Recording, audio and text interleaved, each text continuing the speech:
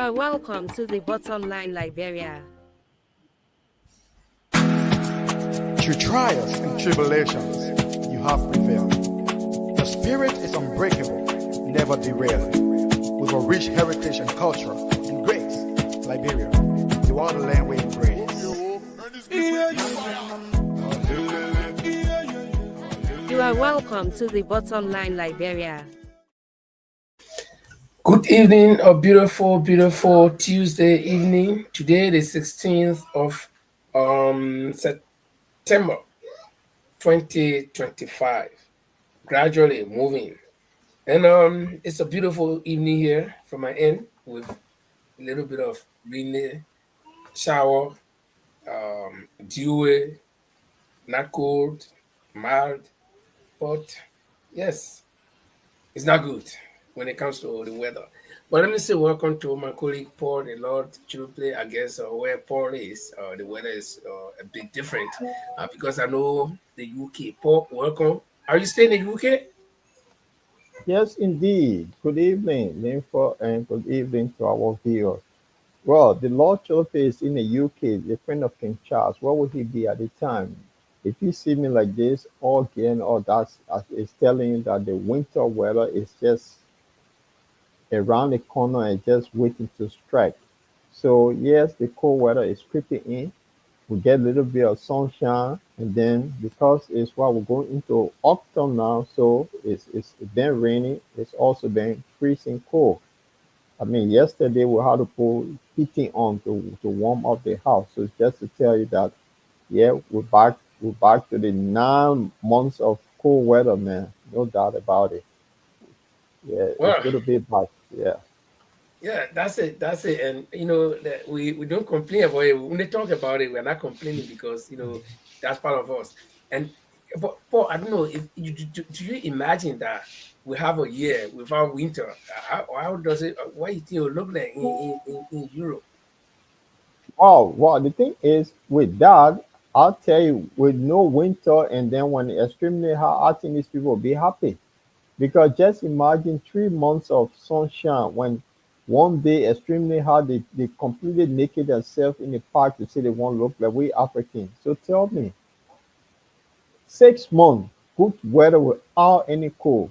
These guys will go crazy. And then what happened? Everybody become alcoholic again.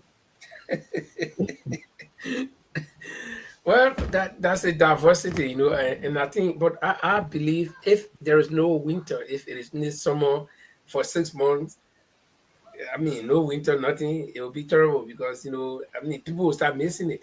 Literally in Norway and let's say in the Scandinavia at least, Norway and Sweden, and if you want to add a Nordic country, Finland, they live. Some group of people live literally by the snow. Okay, like here they got the skiers that are profession. In the summer, you see them practicing on the roller skate, and then in the winter they go for a competition and look, I win millions, man. So that's how they live, and they got resorts like where I sometimes work. I used to work there a long time ago, but sometimes I go there to work. So in that area is a resort, and it's basically snow sports area. So people are making money from it too. But I think it's we just discussing it cannot happen unless I don't know something happened, the climate change dramatically, and then I don't know. But how can that happen? It's not possible. But Paul, you want to just briefly tell us what we got on the international side, and then I will tell the people what we're going to be talking about on the local side, and we'll take a musical break and come back. Yes, thank you. On the international side, it'd be interesting to know that the UN have now come up with this finding that Netanyahu and Israel they have carried on complete genocide now. It took them what? How many? We've been seeing it for a year now. Is the UN just realized that Netanyahu is carrying on a genocide? So they came up with that finding today. In other news, the conflict in Ukraine and Russia, I think now NATO been playing this cat and mouse game. They are now coming out, and pretty soon there will be a complete European war. as the forces built up in Poland. So we talk about there was military exercise that were carried out by Belarus and Russia. That alone, are they preparing for war? This is the question. Russia against NATO will be looking at 46 countries, including NATO countries that now want to report Russia to the United Nations. We'll be looking at that. Then we'll also look at is this we talked about it thing last time, and Francis will be coming on. I think he might be set. He's setting up. So about the United Nations, I said that United Nations is useless. Last week we had a discussion, and you said no, they're not. So we'll be looking at the United Nations. Will the United Nations require reform? Friends will be talking to us on that. So those are the things on the international news. And Cameroon, Africa. In October, there will be an election in Cameroon. Paul Biya will be elected again for additional 7 years. So there is now tension in Cameroon between the francophone side of Cameroon and the anglophone side of the Anglican side of Cameroon, because the francophone side they are more dominant compared to the English speaking side. So now the English speaking side is looking at forming their own government. So is Cameroon heading for a civil war? That is the question. So yes, that's what on the international scene. Francis, welcome. Yeah, thank you, Paul and Linford. It's good to be back here. I've been having problem with my devices, laptop specifically. So I'll try. Actually, in studio from my cell phone today. I need to take it for repair. Okay, buy a new one. Okay. So these gadgets sometimes test people. The gadgets say, well, they made a president for EFLA and they've been using me for all of years. Let me and no thing I give all the time when you really need them. But on the local front, that is from Liberia, as you know, there is this case of rape that was levied against the deputy minister of youth and sports. Because sports. Yeah, and the case is hot. All other groups are talking about it. Women group are talking about it. Humanitarian groups are talking about it. Pressure group, everybody's talking about it. Even individuals are writing about it. But on surprisingly, the suspect, because case like this, the suspect should be at least apprehended, but the suspect is out on free foot. And so Councillor Gongloe, who is a human rights lawyer in Liberia and also leader of the LPP, says that the government should do away with what he described as selective justice. So we'll be talking about that. We'll be looking at the newspaper. There's a clip to that effect. If we get it, we'll play it as well. And also we'll be looking at a second tanker explosion in Liberia, and one information unconfirmed by us, but it's on social media, says that one of the victims has died. The 19 people that were reportedly wounded, one has died, and that one person is reportedly a Lebanese national. So we'll be looking at that. Why? The big question we'll be asking is, why do these things happen all the time? So is there no safety? So we'll be looking at that. So that's basically some of the things we'll be looking at tonight, plus many more. So stay with us. When we come back, Paul can roll us straight into a musical break, but we do this jingle for now while Paul prepares the music. Through trials and tribulations, you have prevailed. The spirit is unbreakable, never derailed. With a rich heritage and culture and grace, Liberia, you are the land we embrace.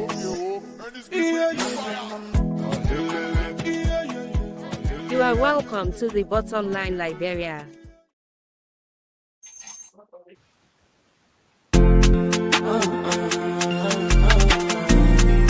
I go.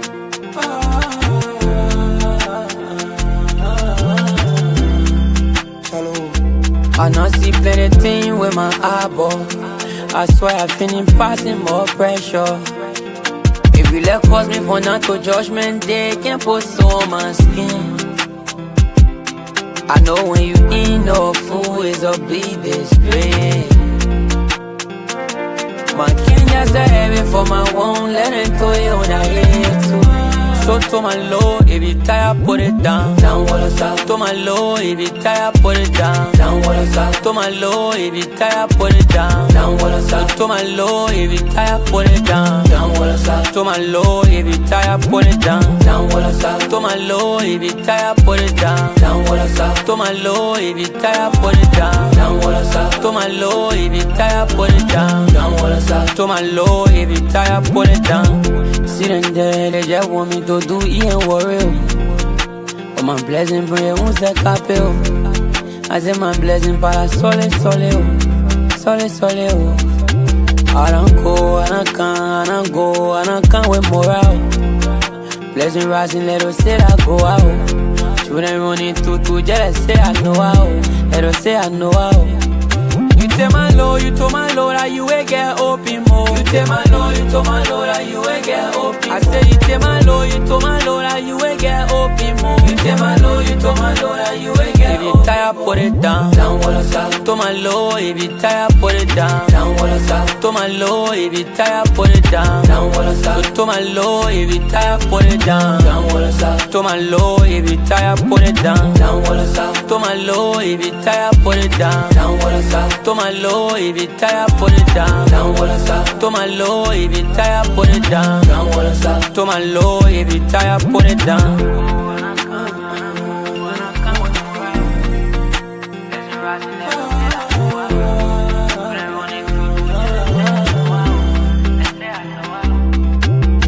Down what us up.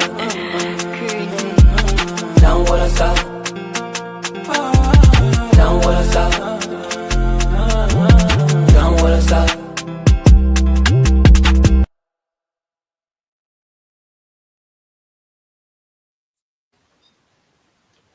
Well, welcome to the Bottom discussion. This is the place that we have a lot of interesting topics today. Francis, it's good to be back here. I've been seeing you for a while now. How you been?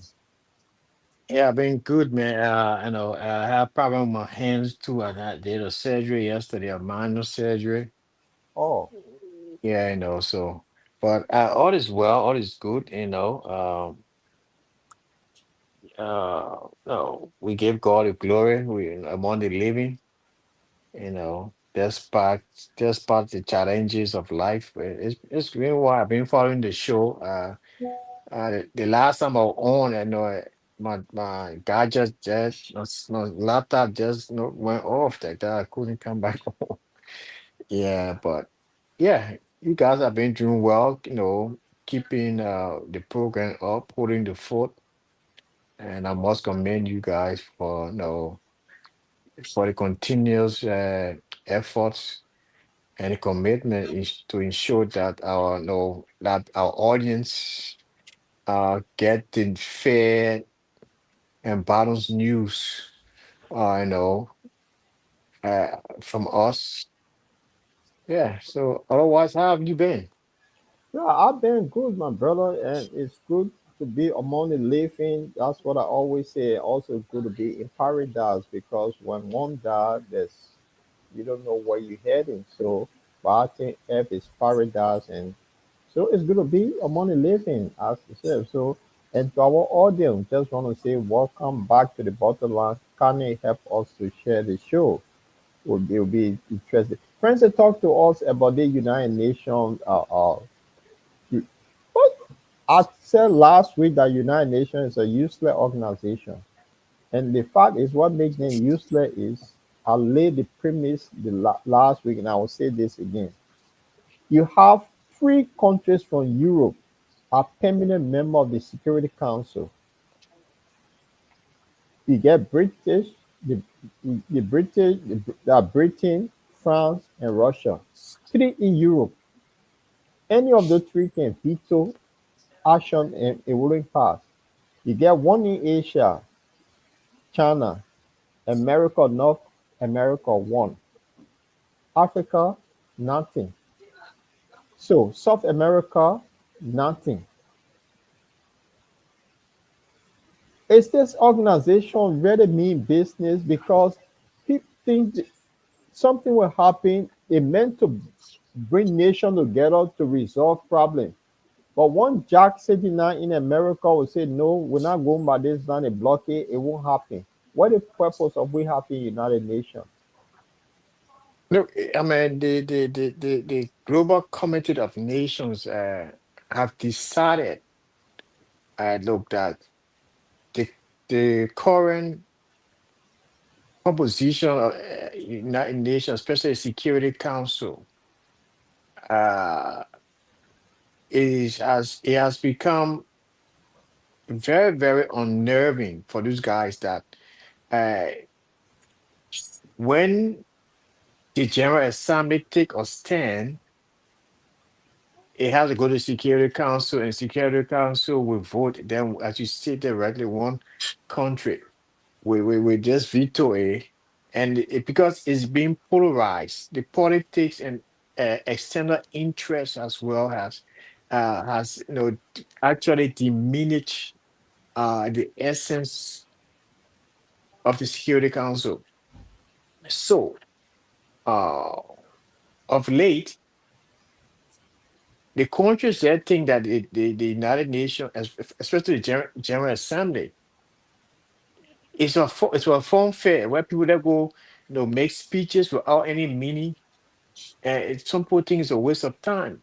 Even some Africans, like the former World Bank executive lady, her name from Nigeria, has criticized African countries going to the United Nations without having any voice.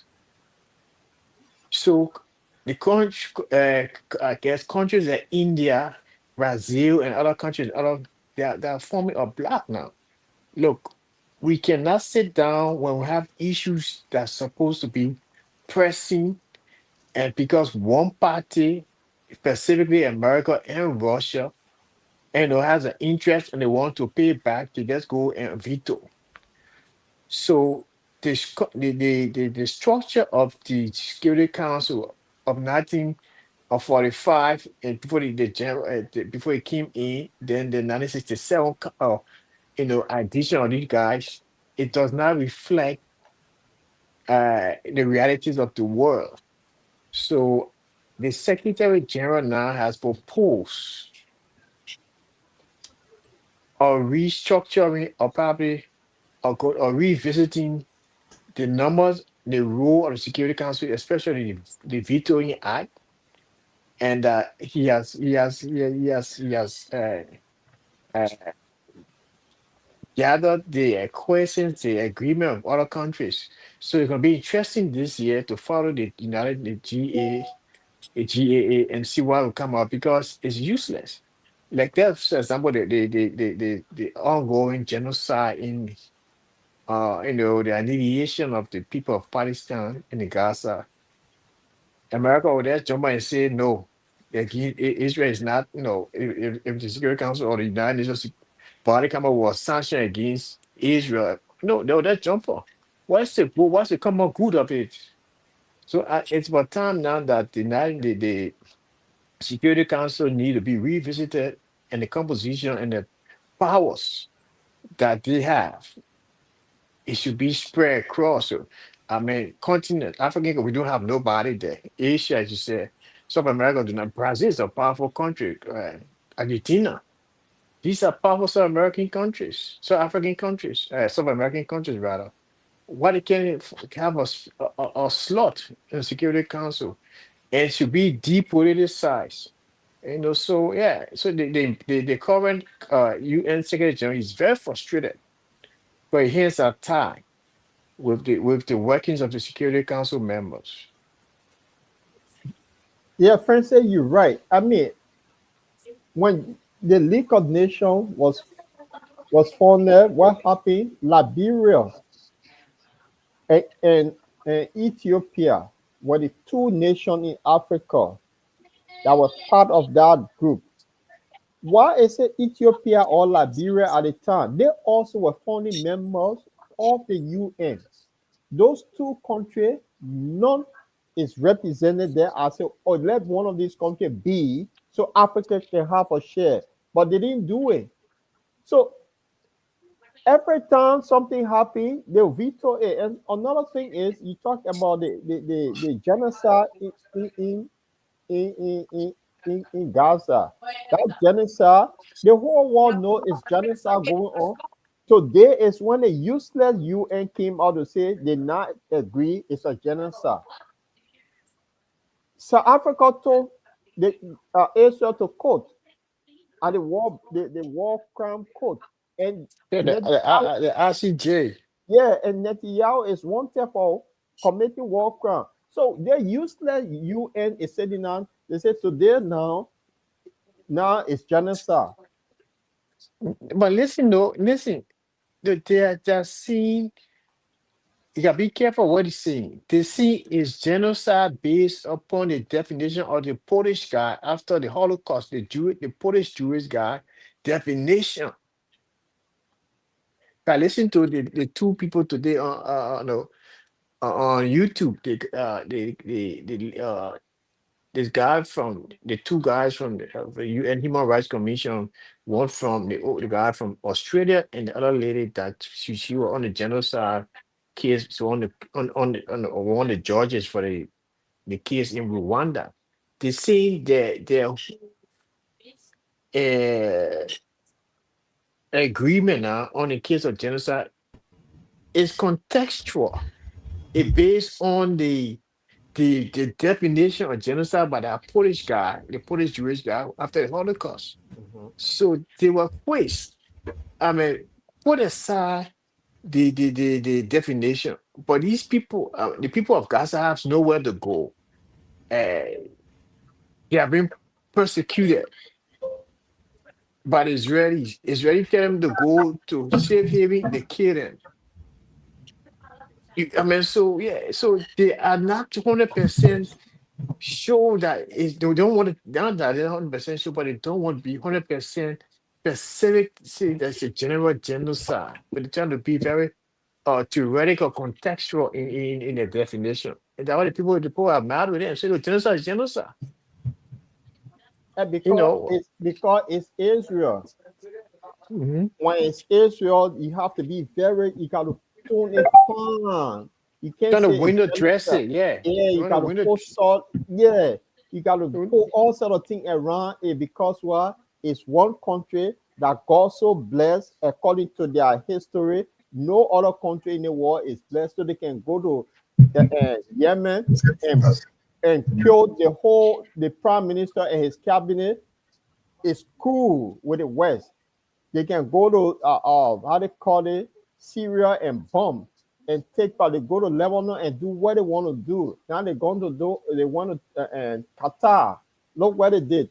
So because they blessed, because this other guy who is permanent member of the Security Council backing, so they can get away with that.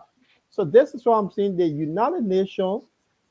Do we really need United Nations? Because United Nations doesn't have voice. When America gets vexed with Panama, they invade Panama and take the president. Nobody can say anything. But you ain't supposed to be the one, the security of the world that to stop this nonsense from happening. But they're not good. They are useless organization. When it comes to civil war, like Liberia, where they have gold, diamond, then they will send people and enriching themselves. They say, oh, they're there for peacekeeping. That is what the purpose of UN. I think UN is useless. Welcome, Jamal. Thank you. So we just looking at the situation with United Nations. I mean, I just fell with the UN. So this nonsense about UN today, they came up with a thing that, oh, okay, maybe Israel now will look at it as they trying to carry out genocide. We all know it's genocide. The people don't have, they got nowhere to run. You tell them go on the side for safe haven, you bomb them. They run on the other side, you block food from coming. Common sense will tell them it's complete genocide. So that the world can wake up to it. My brother, what say you? Yeah, thank you very much, Paul. Yeah. So I think the issue is declaring today the UN Independent Commission or Committee coming to considering Israel committing genocide in Gaza. What comes with that is the legal implementation ramification.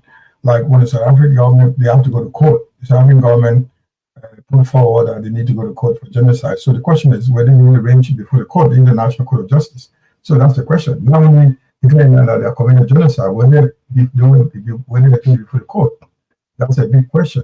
And I was just hearing you saying that they are blessed. How many got the word blessed? Who blessed Israel?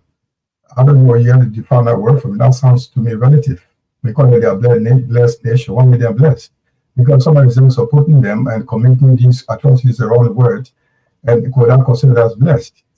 I mean, this is something like the world just need to be the world just hypocritical. Israel in the Middle East is we all know the fact. So if the day America withdraws our support, we will see the nakedness of Israel. That's all I can say. But what we want to see now is that after they be considered to be committing genocide in Gaza, in Palestine, when they appear before the court to face the evidence in court, that's the question we're all waiting for now.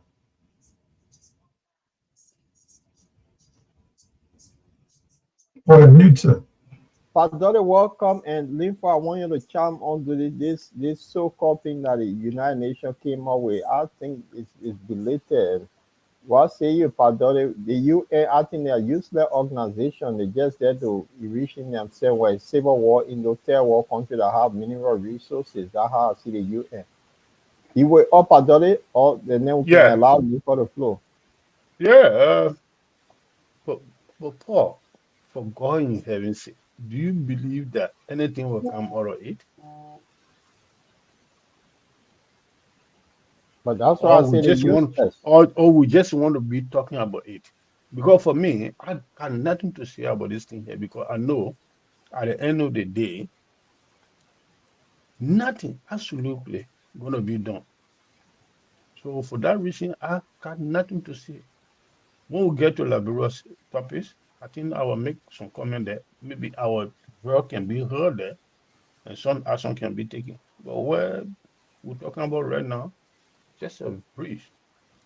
The house here to be. Okay, Linfa, what say you so we can flow on the other international scene? What say you on this topic? Well, I have a different view. When it comes to what people think that nothing will come from what the UN is saying.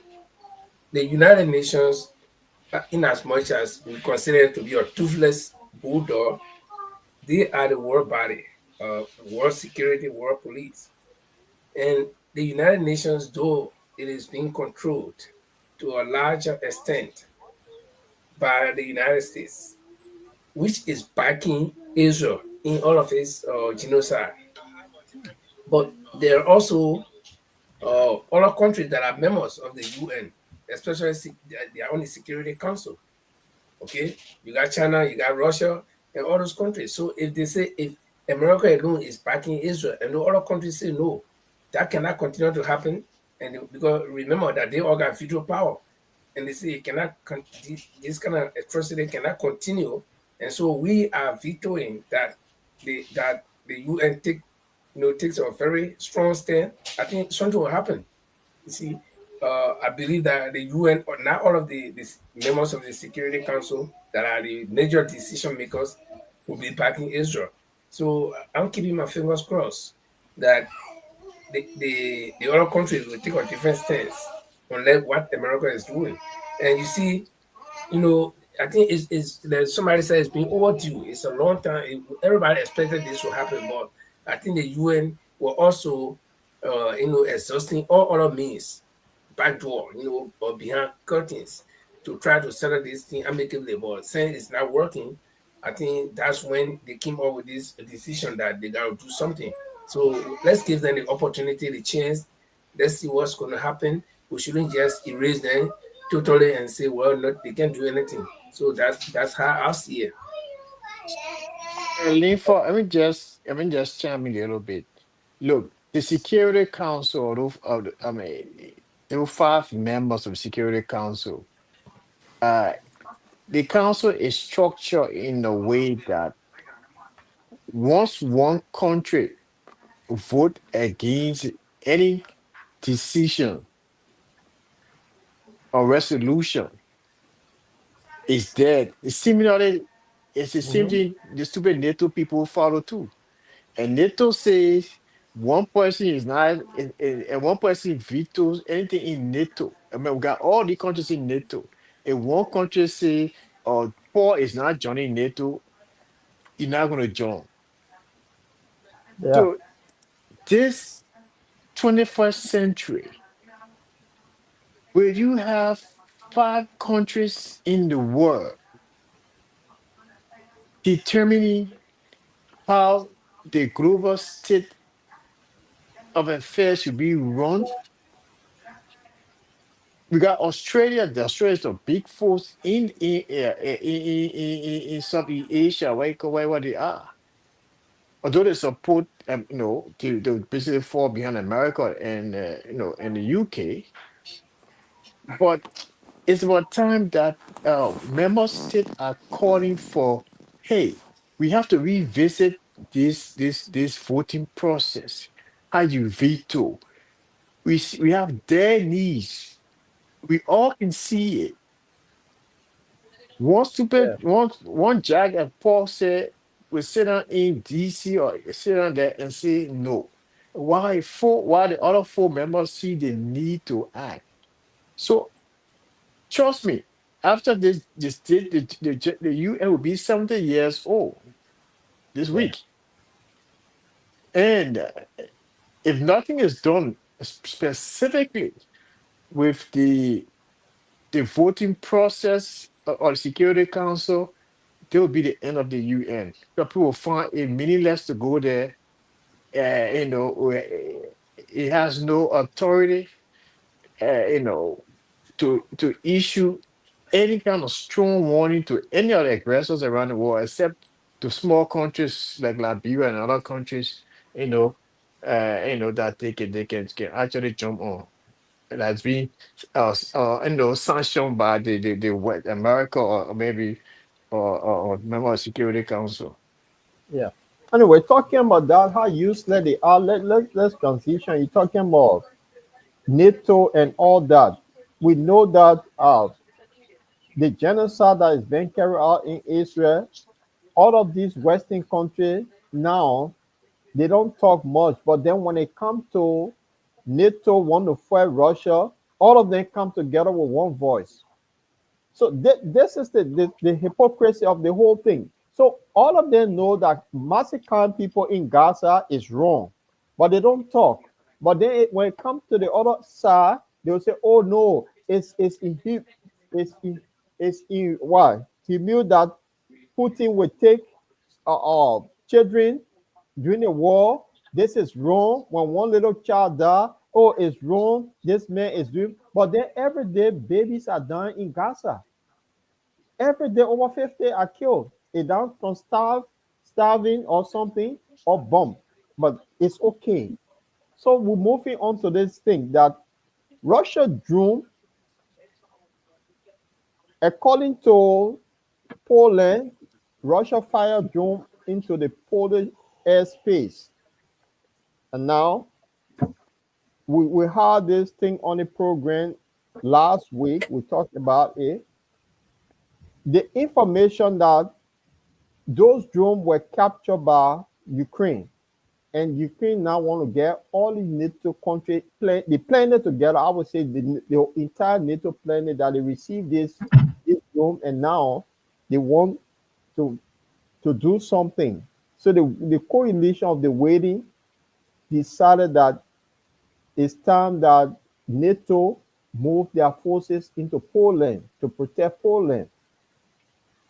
So while they decided to do that, Russia decided to have or exercise with Belarus, their own partners in the region. And this now, so I'm going to play this 1 minute clip. Let's look at it. Are we going into this Russia and NATO war now, the way it's building up? And I want your view of this. Where are we heading? They can't stop the war.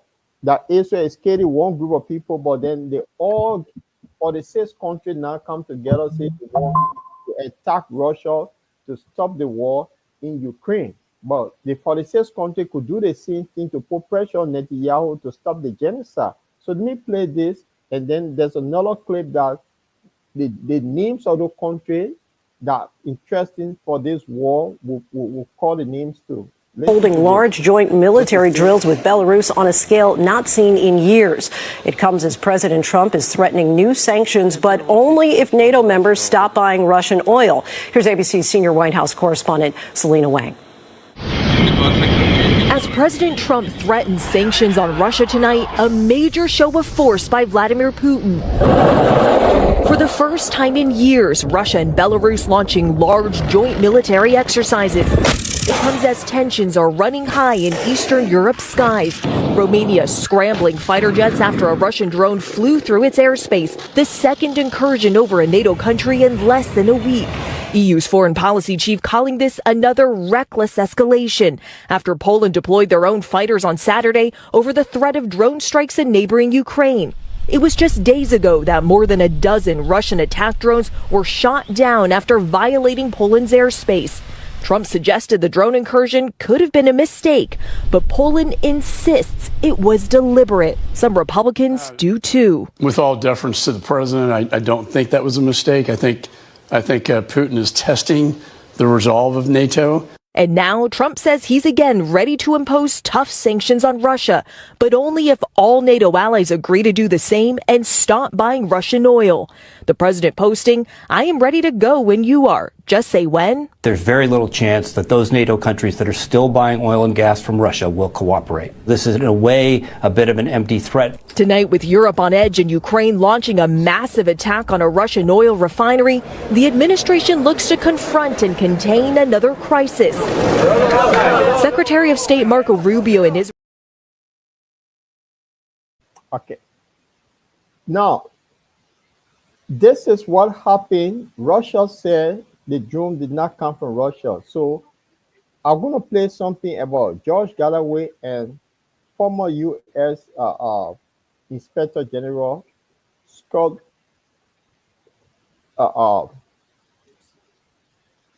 Listen to this. They're trying to rebut this story about the drone that came from Russia. Strength to deliver anything at all to the war front. Would you say? No, I agree with that assessment. This is why what happened yesterday is very important. As you might be aware, there were reports of up to 7 Russian drones crossing into Polish airspace. This has now become a major crisis where Poland has, basically asked for Article 4 protection. The NATO membership is now meeting to talk about how to respond to this act of Russian aggression. But what we know is that this wasn't Russian aggression. What we know is that this was a Ukrainian electronic warfare operation that has been orchestrated by NATO. For years, Ukraine has been building something called the Pokrova system, and it's a integrated electronic warfare system that is designed to take control of Russian drones. First, it was done to crash the drones. Then it was done to retarget the drones into Russia. Over the past several months, 100 Russian drones have been taken over by the Ukrainians and sent back into Russia. We know this. The Ukrainians admit it. And what we have here today is that Ukraine took over 7, 8 Russian drones and sent them into Polish airspace. We know this. We can detect this. NATO knows this. This is a false flag operation by the Ukrainians designed in an act of desperation to get NATO to intervene. I'm hopeful that the President of the United States will be fully briefed on Pokrova, on the electronic warfare situation, shown the intelligence that shows that these drones were captured by the Ukrainians and redirected by the Ukrainians. But what we're going to see now is increasing acts of desperation by Ukraine designed to create provocations that will lure Europe into their losing conflict with Russia. It's a very dangerous situation right now. Gentlemen, that's the counter argument. What say you? I will start with Padole, Francis, Jamal, and Linford. Are we heading for war? this thing Ukraine dragging the other NATO country into this, and Ukraine not part of NATO, but why is NATO so keen on Ukraine? That's the question, Padoli. Yeah, look, let me tell you something. These are senseless propaganda that people are doing. So I don't think uh, he will let it uh, escalate because at this moment people concentrating how to bring peace. More especially the father, the godfather that the people are dependent on. He is not up for it, and they are seeing everything that happened. The trick things that are happening. So they seeing it. So I don't think they were here to the kind of cheap propaganda that going on. More especially that puppet who that comedian's guy who is in a position that he always trying to drag the people into calamities.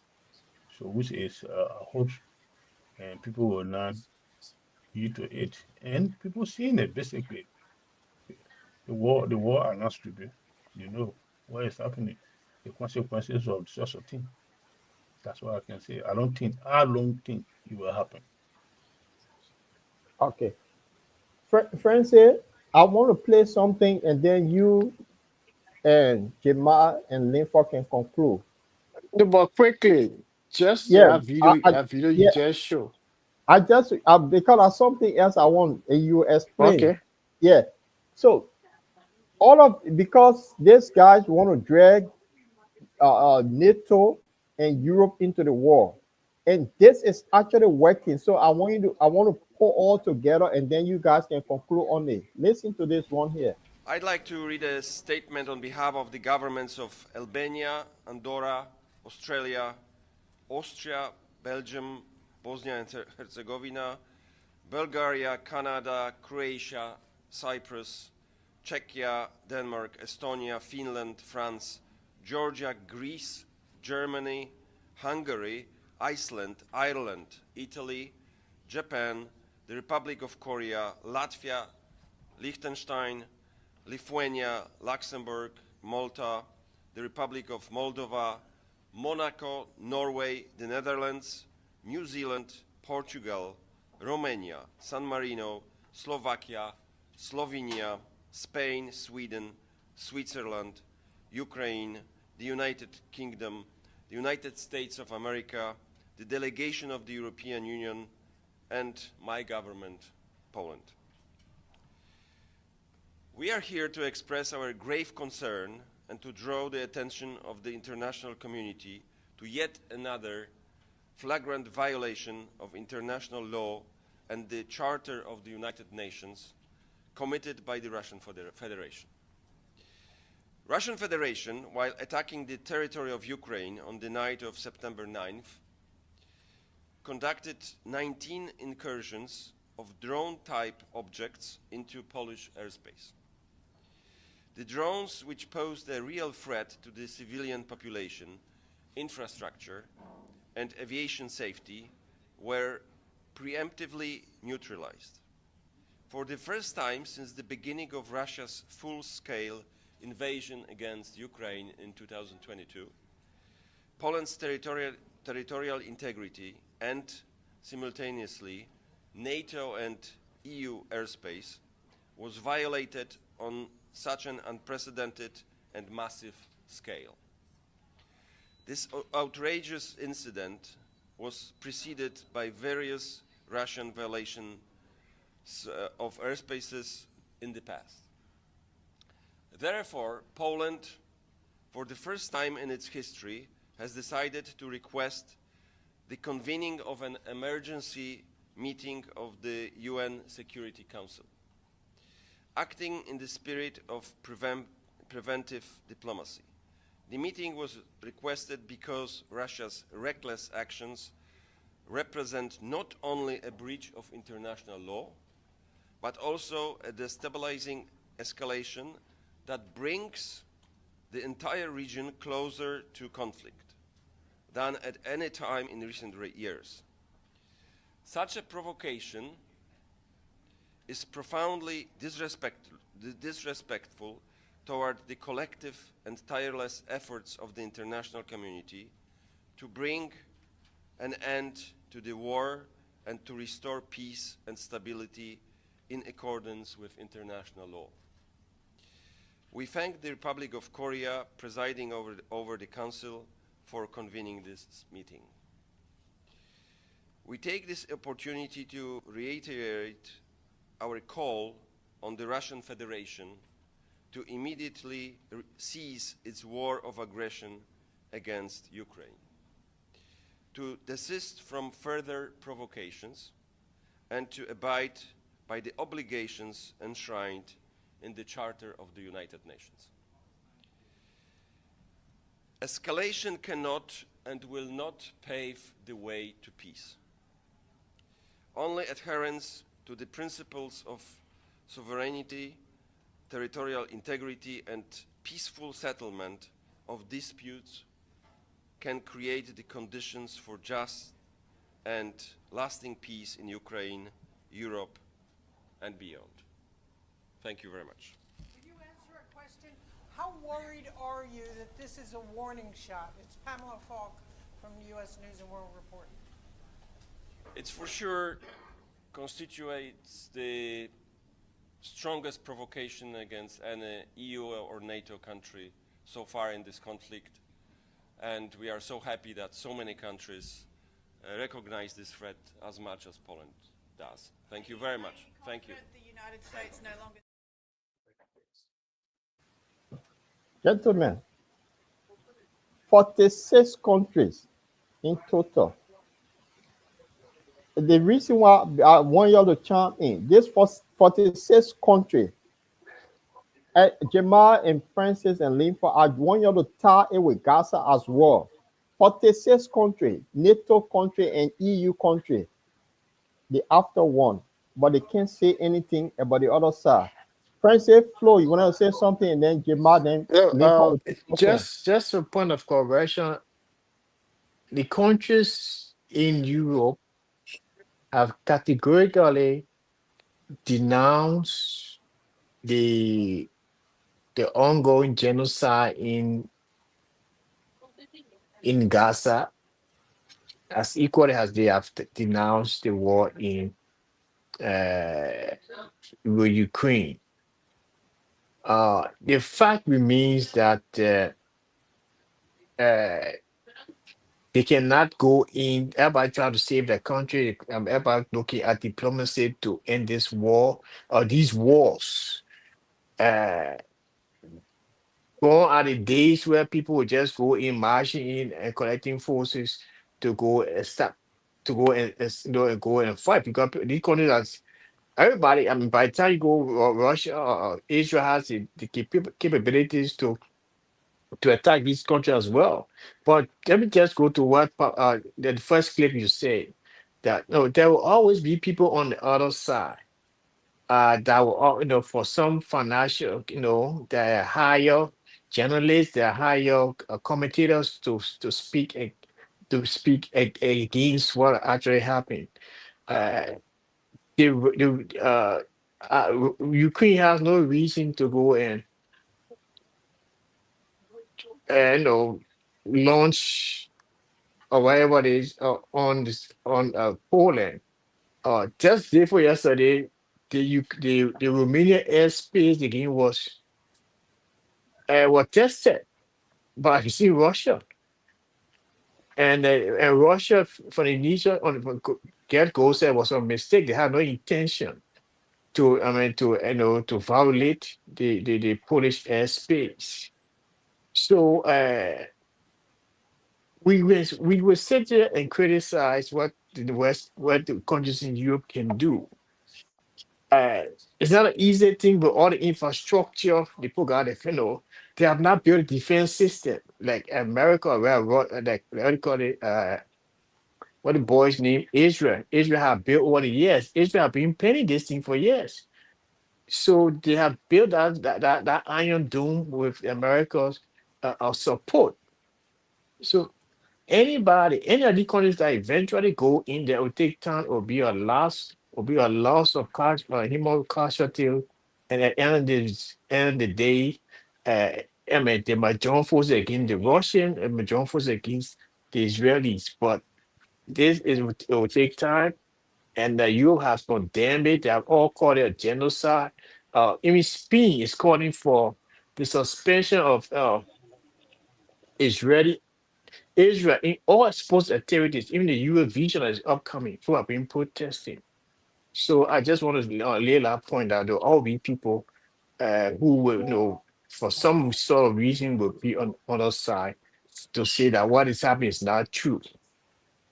And I strongly believe that they have been proving that the missiles that were, what you call it now, the drones that were into Poland was actually from Russia.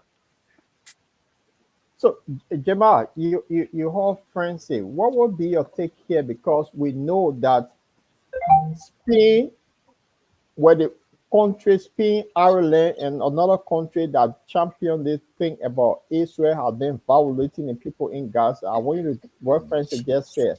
But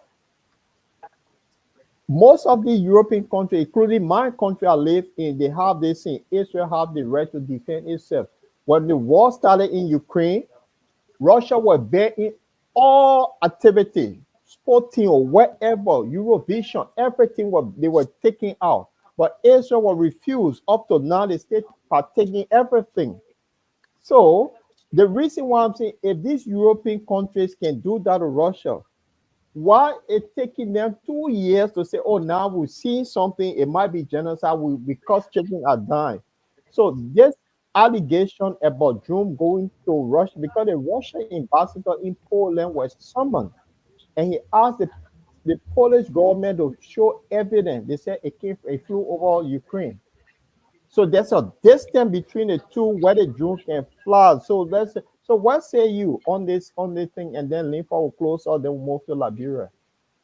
Okay. You hear me clear? Yeah, we're hearing you. Okay, I'm allowed to now. So, Paul, I think if you hear well, Francis just outlined it. The first and foremost, the one Scott Winter, I just want to comment on that.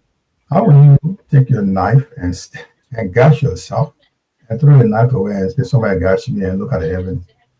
I mean, you can look at it, just compare the two. How these countries come together, you know, like the drones, according to the report that was sent into the Polish airspace, will be intercepted by the NATO Air Force. So who is sending it? They don't know that it was coming from Ukraine. So you just analyze that first. What the person just said. This is like, I don't understand that. Their own drones, they give it to Ukraine. It's going Ukraine attack Poland, and they said, oh, it's a Russian drones. So it doesn't make, for me, I can't get it. So it's a problem. Whatever this guy, what is his name, the man without talk show host together, what he's making up here, I don't get it. Probably need to clarify that for me. That's one. Second to that, with regard to what's going on in Asia and in Gaza, Paul, Ukraine is next door to Europe. Let's don't compare the two. Ukraine is next to is a doorstep. So they need to first look at what's happening. In the Arabs are not helping people in Gaza, in Palestine, in the Middle East. Man, come on. Don't even compare the two. And you saw that South Africa, as far as in Africa, was the first country to declare Israel was committing genocide in Gaza. And you took that to the court. That's one. Second, you also, on this program, you said to us, France has declared that we will call the two-state solution. They'll call for that in the United Nations. Other countries, UK country also supporting that idea. So there's a support going for Gaza on the people of Palestine. But let's see something. Or at your house, if there's a problem, I want to first look at the people around you, your close relatives to support you. Then I can come in. That's what I'm talking about here. So we should not be comparing the two. What happened here in Ukraine, you know that the aftermath is coming to Europe. All Ukrainians flew into Europe. They have to open the doors for them. Far as Israel, in Gaza. So where will these people go to? Are they go to Egypt, Syria, Iraq, Iran? These guys need to took a lot of them. They need to pick a lot of them and understand. They have to come together, Arab country, and country in the Middle East to help themselves. First, they have to come together and put issues forward. They're not doing that. They look at the Europe in the West to help them out. I don't think, in comparison for me, I don't see it, Paul. Right. So, Just watches you. It's a complete double standard. Yes. The only country in there are two countries in the Middle East, basically three. I mean, because Yemen is supported by Iran. That Iran and the Qataris. Yemen, yeah. They're the only country. The Saudis, they hate the people because they are Shia and that Shia Muslim, Shia religion, Shia and the other group. So Jordan is the biggest blocker of missile going from Hezbollah to Israel. You see what I'm saying? Jordan blocks all the missiles from Hezbollah. Even Iranian missiles are going to Israel. Jordan was using it to bring them down. So there's no exactly Jim is saying. Yeah, it's no comparison here. The problem happening here in the sorry, Paul, I was talking so I'll give chance to leave for. The problem that's happening in Europe is at a dual doorstep. That's happening in Ukraine. We need to help out first. If the Arabs are not helping their brothers and sisters in Palestine, so be it. They also fighting. You see, one United Nations, other calling for two nation solution. I don't want to call it in Palestine. It's been going on for how many years? For some more years. But you also know that who is behind the brain behind this all the conflict in Israel is America. You know that. So why are we blaming Europe? Well, Europe has their own problem to solve. Nobody want to put the boots on the ground. United Nations, go on. Jamal. Yes. I like the way you put it, and I want Linford to come in. In Europe, they cannot call their European partner Putin to have a peace talk. They created a group called the Coalition Waiting to Fight Russia. This is all different. You're talking about the taking in people, the people you talk about, the Arab, they actually went to the Security Council. They had a thing that this is enough. They've been pushing it. Where? I'm telling you. But this is not Bob Cooley just told you, Jordan is a country that blocking all the all the something that hating all the reasons that hating Israel. The Arab nation had a meeting, all of them. Okay, another thing just happened recently in Qatar. Israel bombed a place in Qatar. Tell me what happened with Arab nation? What did they do? That's what I'm telling you now. The Arab meeting had a meeting 2 days ago. Listen, and you say what they did? They had a meeting 2 days ago. They even took the case to United Nations. That's just a game. Why they can't go to That's why you said what they did. That's what I'm saying. They should retaliate by bombing Asia. They should also block all Israeli all transactions with Asia. They should stop everything with Asia. They're not doing that. Why they're not doing that? They just go for they're not doing transaction with Israel because Israel not in that. No. That goes for Asia. That communicates with Asia. Let me be fair here. Israel is in a European, how they call it, not part of Europe, but the part of Europe in a way they take part in all European. How did they get in there? Who put them there? The European put them there. Okay. Yes, you know that the European put them there. Go on. So I'm making comparison. Why is it that the same action that Israel took on Palestine, the same thing Russia did to Ukraine, that the world, Russia cannot take part in World Cup, they cannot take part in anything, they ban even how they call it, the Olympia, they can't do anything. The same people that have the voice, the part of the UN, Israel is part of them. Why they couldn't do the same thing? So we're talking about comparison here. Okay. Let me give a chance to Linford. I just spoke because that's a long conversation we're going to have about tonight. Let me get a chance to Linford to give his bit on it. But what you're just saying, Paul, is the spoken thing is the least thing to worry about. The people of the Middle East are not united. Listen, I just told you that first and foremost, what's happening at the doorstep of Europe need to be safeguarded. The Europeans need to safeguard the doorstep. First, the Arabs need to first come. They have not done anything much to help the people in Palestine. That's what I just said. If the people in the Middle East can help, the people of Saudi Arabia, Bahrain, Qatar, all these countries, Jordan, all the Middle East countries can come together. They are powerful, very powerful. And Egypt as well can come together. So enough is enough. Let's cut relationship with America because America is supporting Asia. You think so change. They're not doing that. But Libra gave you the chance. There are a lot to talk. Don't even compare to. Well, I think I'm just enjoying the different views. But I don't know. There were two topics, right? One about Gaza, the Gaza part of it, and then the Ukrainian part of it. You see, let me start with the Gaza thing.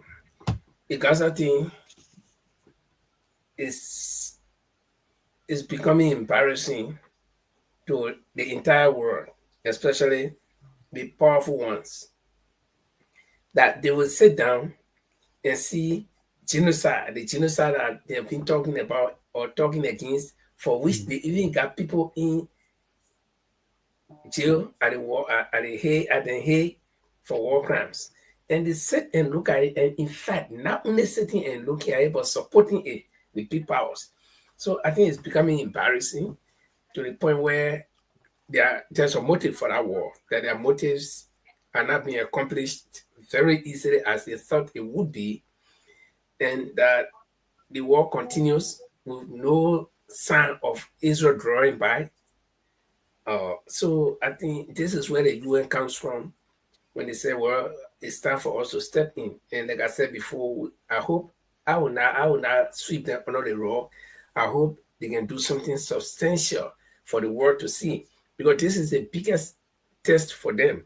If the United Nations will not succeed in doing anything to Netanyahu, anytime they can hurry will get up and attack any country that they think they can kill their citizens and walk away freely. That will happen. So this is a strong test for them.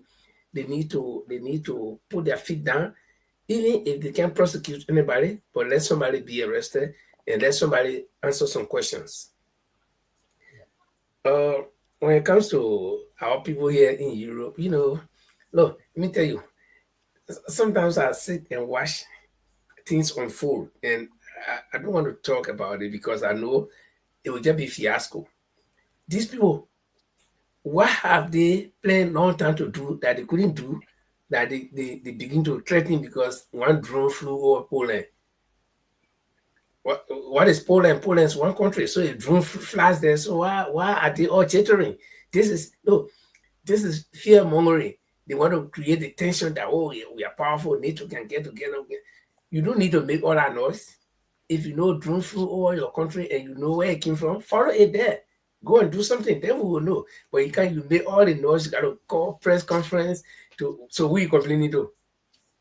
Who will come to your aid? Everybody fighting for themselves. So, but let's wait and see. And I will advise our Europeans here. I heard my country need money, right? Norway, all of them. And in fact, Norway is a Secretary General, is hosting a Secretary General position in NATO. And I will advise them. The last time this country tasted war is over 100 years old. It's over 100 years. So there are about 2 or 3 generations that have not seen bullet fire. They don't know what it means to go hungry. They don't know what it means to see dead body. You and your friend talking and the guy just died right in front of you. They don't know about it. Sometimes they ask us, we will come from a war country. You mean your people really kill each other? I say, yes, it happened, because they don't know it. So I will advise them, if there is any amicable way of solving this thing, let them do it. Do not mind this big talk about NATO. NATO is not so magical power. The same country that you're passing around, and the same people here that want to call NATO. Okay, look at your own strength. Look at the strength of those people. And then you put a group of them together and call NATO. Now, what America will do, America is not going to bring boots here and put it on the ground. America believes that there are enough manpower here, as NATO members that can go to fight. So if anything happens, let them look at Ukraine. Because the war in Ukraine, if you can see or if you can hear, just see. At least you will see. When the war started in Ukraine, everybody thought that, America will just come and back the people and Russia will be finished one day. Ukraine would have been in Russia, going to St. Petersburg or going to Moscow. But where's the war? The war is in Ukraine. It's not even to the border of Russia. You see it? With all the support that are coming from America and even some European countries. So let them find different means. With all the big talk they're talking about NATO and this and that, I heard they got 49 countries. What, 49 countries? Yeah, some of them don't even have good military. Some of them, they are literally poor countries. They can't offer anything. And guess what? There will be sacrificial lambs. Like Norway may not send soldiers to go fight. Norway get enough money. They say, no, you're bringing people will support them, will feed them.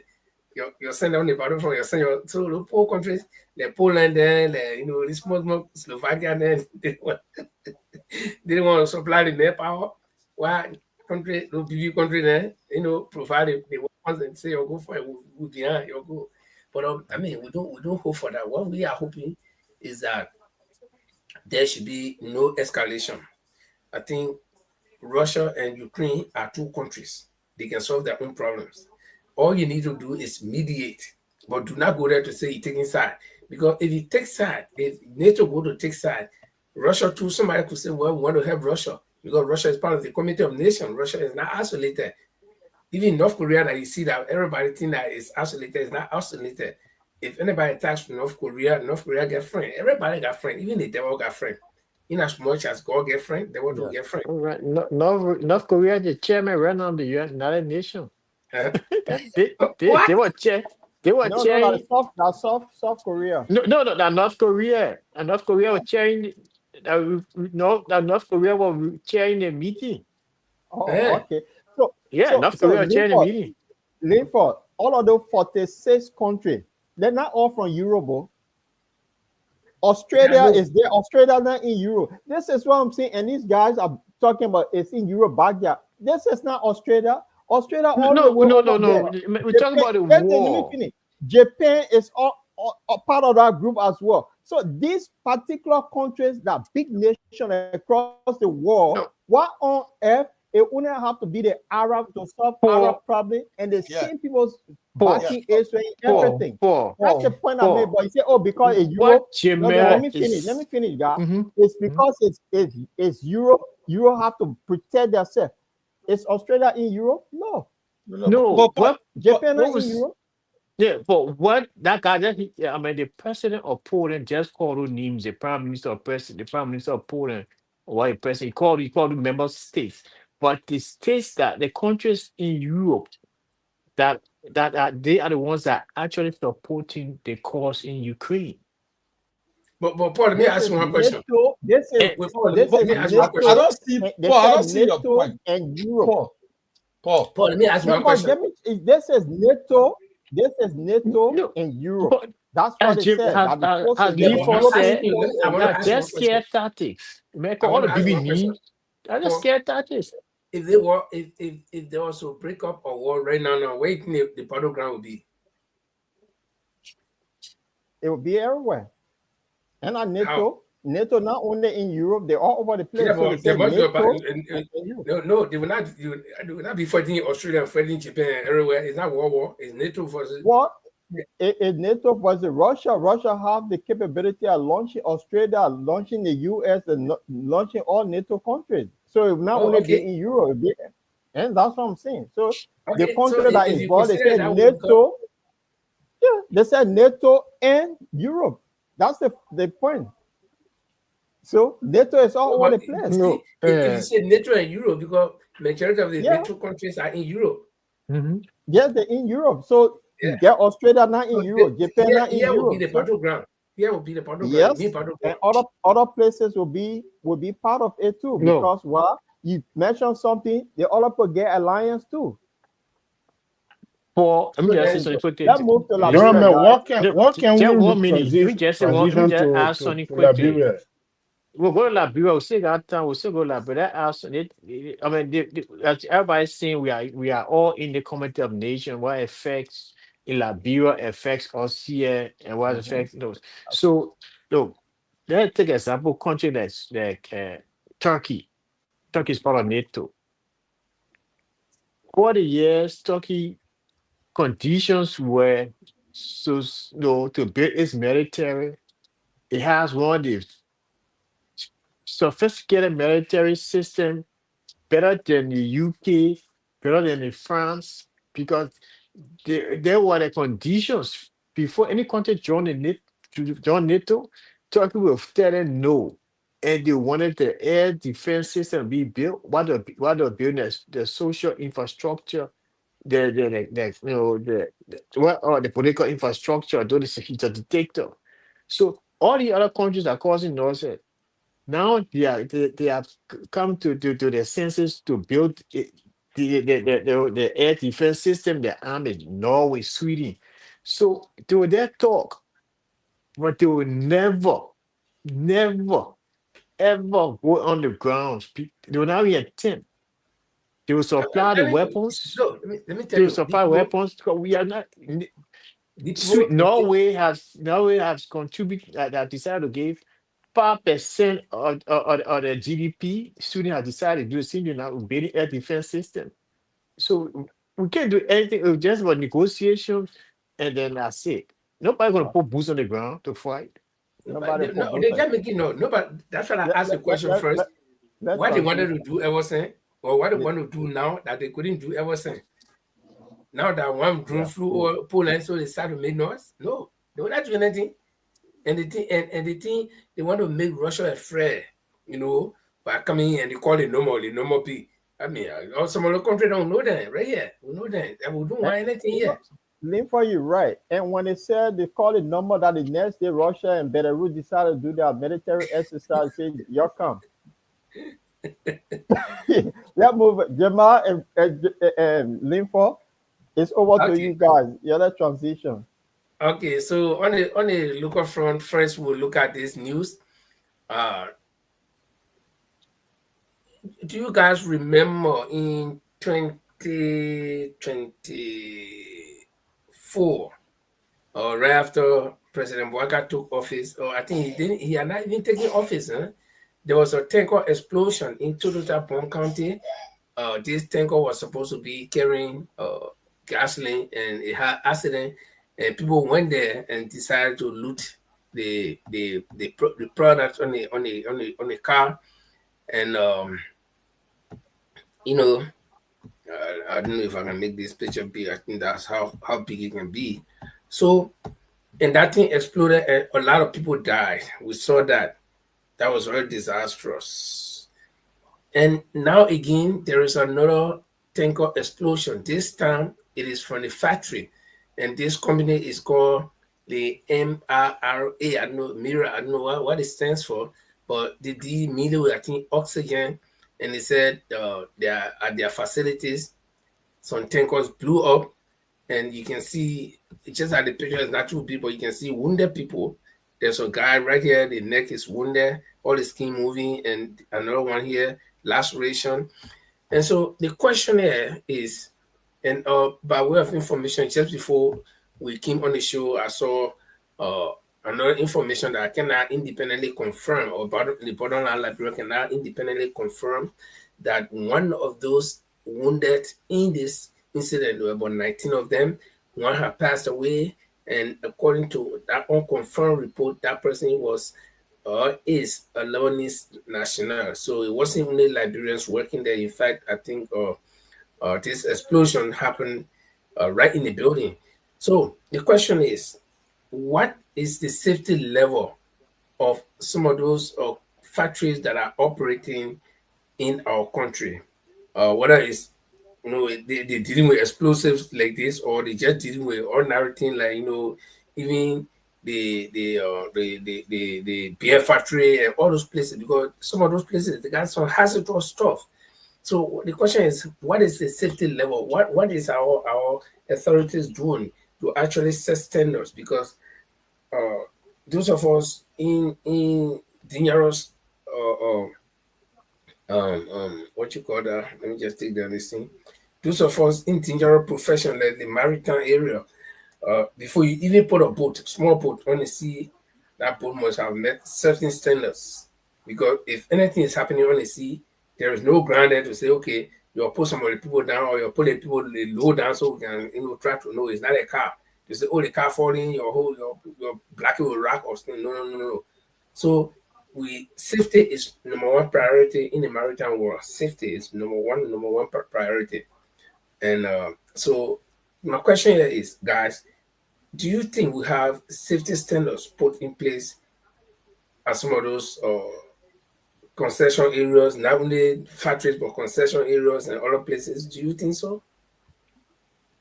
Pa, pa, pa, pa, pa, Dolly, will start with you, and the reason we'll start with you is that you are an old hand in this investigation thing. You know, so during your days, what was your experience? Do we really have standards? Yeah. Thank you very much for allowing me to make a few comments on that explosion issue. Basically, people are neglecting the health and safety these days in Liberia. Uh, Before then, there used to be an inspector from the fire service department that used to visit nearly all the factories and stuff and things then to see whether the fire extinguisher is there. And also, the fire service officers and police used to be on the street to inspect the vehicles for the fire extinguisher as well, normal day. But since the civil war came into the country and everybody turned loose, and many of the law have not been respected anymore. So these are the things that are causing all the kind of funny activities that are happening, more especially explosion. By right, every factory is supposed to have a have a safety regulation in that place. The inspector need to go and inspect it to see whether they are up to date. Is it happening? I don't know. So Yeah, this yeah, is but some of the problem. okay, so every time I heard a lot of people, every time anything happens in today's Liberia, they say, "Oh, the working." So I don't understand whether the war took away our brains or the education that Yeah, we have. he caused. Yeah, yeah. Let me No, let me not let me let me not cut you also. What the war bring, he traumatized people. One major thing to the war did in our country, those that was fear about certain things are not controlled by the parent. People that went away. So many unscrupulous activities went on. People begins law to their own hand. The thing that happened in you, Paul, Lafor, you know very well before the crisis, the kind of cruel thing that happening on the street these days, it was not happening before. So these are some of the consequences. These are some of the consequences we are bearing. So it will take time for us to for de-traumatize people. okay, Francis, I will start with you, the law enforcers, and let's hear what's happening. Is it that the Padori said people are not abiding by the law, or is it that the people in authority are not just making the law? Because abiding by the law, that one thing, and the law being there before you can abide by it is another thing.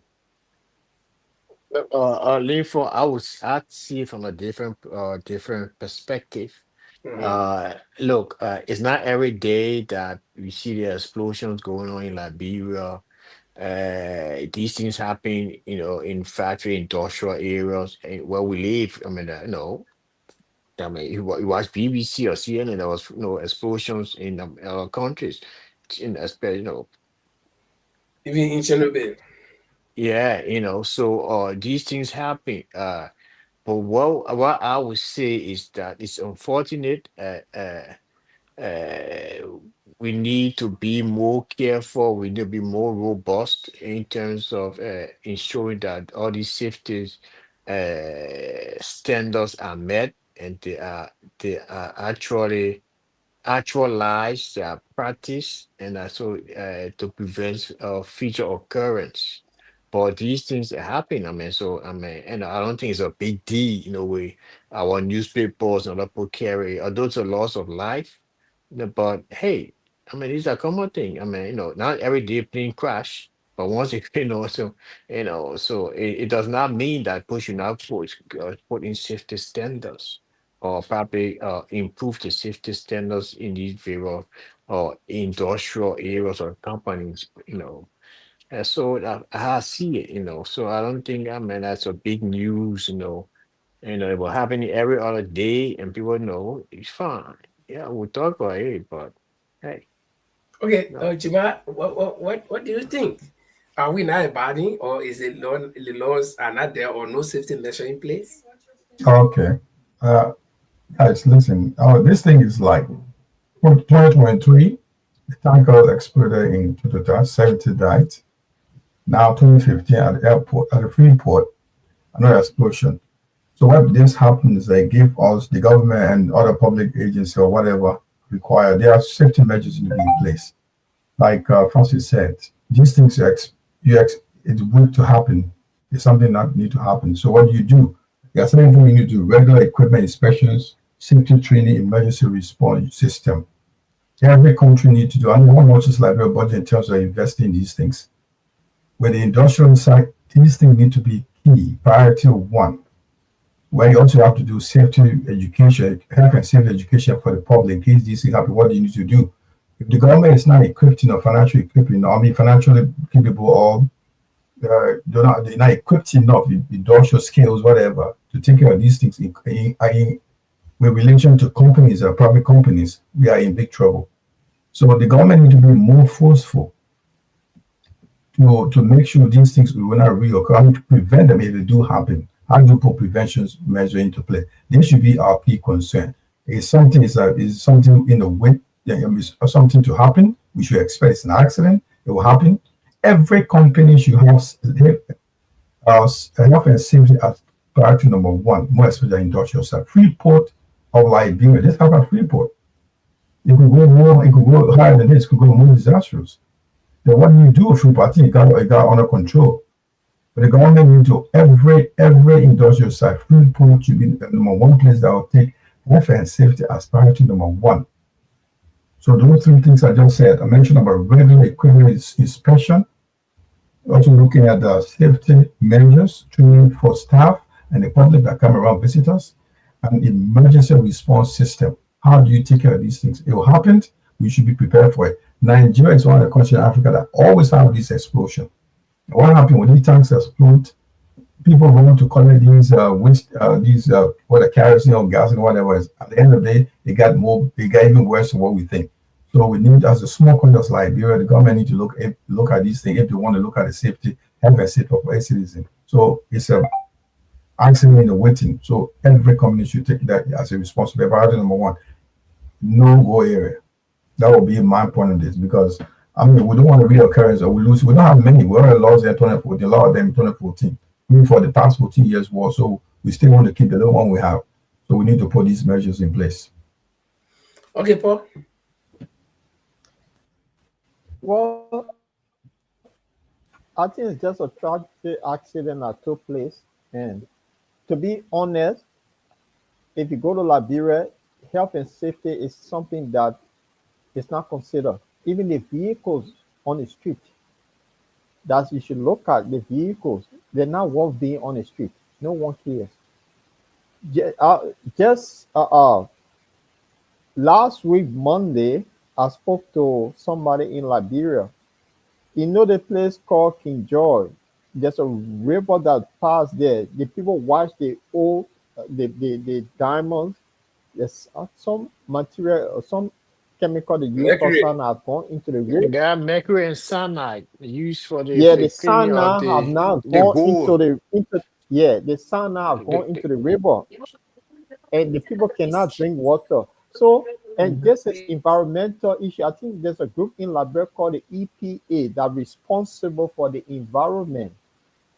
So a lot of things they don't take it seriously. They have this other bus, yellow bus that come from America. They call it Cllr, the school bus, because why? They don't take safety serious. When it run, it will actually lose brake and then will clear a lot of people off the road. So some of these things is, and people die with the motorcyclists. They go between cars. Every time there's accident, people get killed. So the safety issue of it, I think, is something that the people need to look at more. Not only the factories, but and gasoline. People houses, for example, were using generator for years. People die. Yeah, Francis. You see, Paul, as you said, to be honest, safety is a major priority for any civilized society. But when people are law to their own hand, These are the beauty of it, and people begin to do things on their own, no restriction. Normal day, even common taxis on the street needs to have a fire extinguisher. That is part of safety. Mm. When in case any fire broke out in a car, there's something there to cut it off. Go to Monrovia. You guys that are just coming from there quite recently. You ever see any fire signature in any of the car? No. So people are not taking the law so serious these days. I don't know why. So we need to continue to educate people to take their own life very serious. It's not happening. When Yeah, people are Francis, traumatized, these Francis, are the want to things say that something? happen. Yeah, Yeah, basically, Francis, you can come up. I was just trying to say that from what Paul uh, elaborated, I mean, it is basically on the people themselves.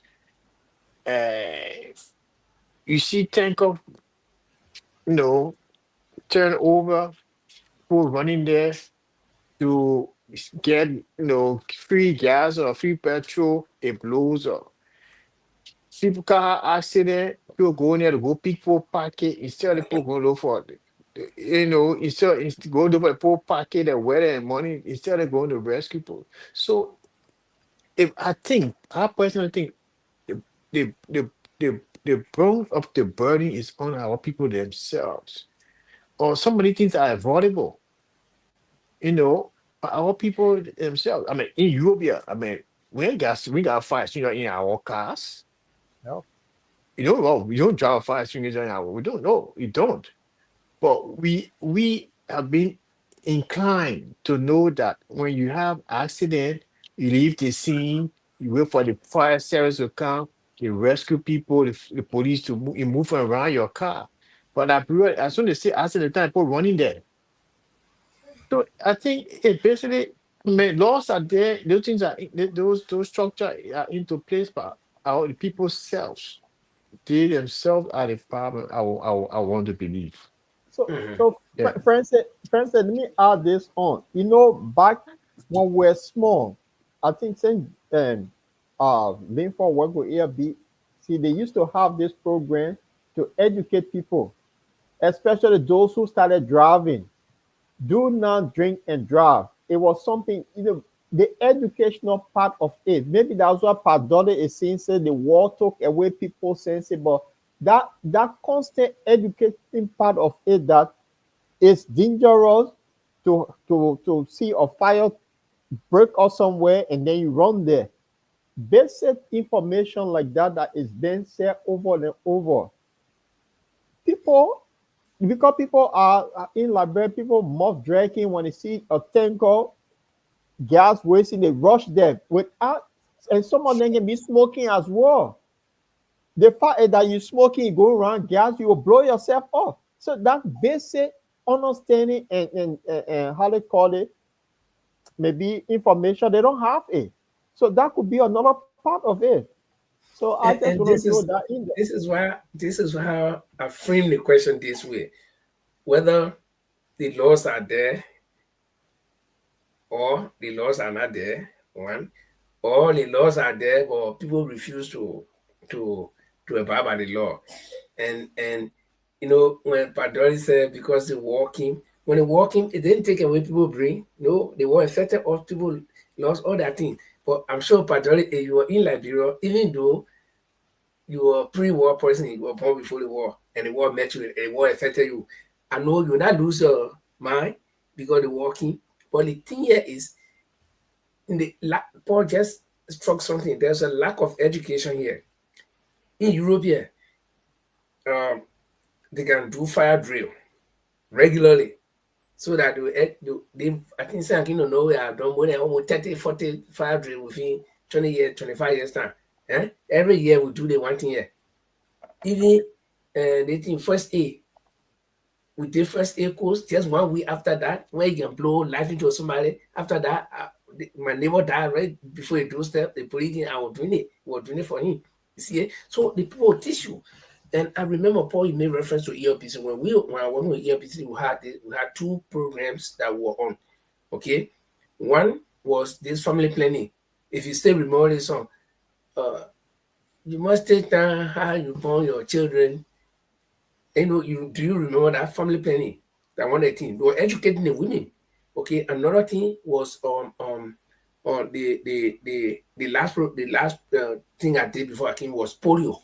Kick polio out of Liberia. Okay, we're on that campaign. We're educating people, telling people what to do, and they are very important. And that's why you see when people doing fire drill and thing here every year, that's a reason. Because there are things that will happen, and you lose your mind right away. But once you know what to do, that's why when that gas tank got turned over, I mean, in Europe, nobody will do that. The first thing the police will kind of call on the area. But even there were two police guys who got burned. I think the police people came from nowhere. They came, they joined there. So here, like Francis said, they made accident right away. The first people that will come, if the police come first, the second group that will come will be the fire service or the ambulance. Always, whether that just small accident, you get each other, they will do it. It's regular. It's a regular routine here. So the safety, measure that people don't take is a problem. And I think there are certain areas, especially factory that where you got explosives. How can explosion take place and then 19 people get wounded? So it means no safety, because there should be dangerous zone. The Jima said there are certain areas that should be no go zone in the factory or in any kind of place like that. So I think besides the safety measure being in place, we need education for our people to know that this is what you're supposed to do or this is what you're not supposed to do.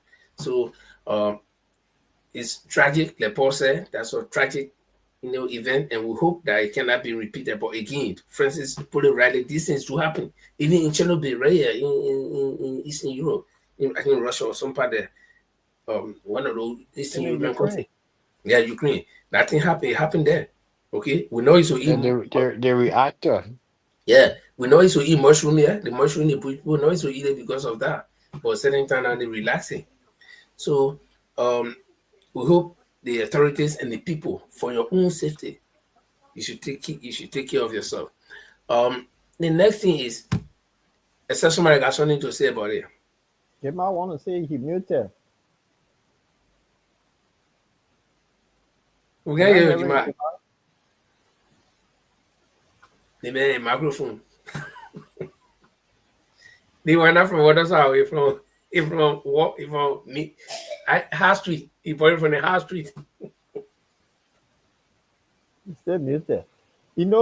Linford, maybe he's having technical issues, so we can't say much. The same way friends say have technical issues. Sometimes I get the same technical issues, so that's what happened.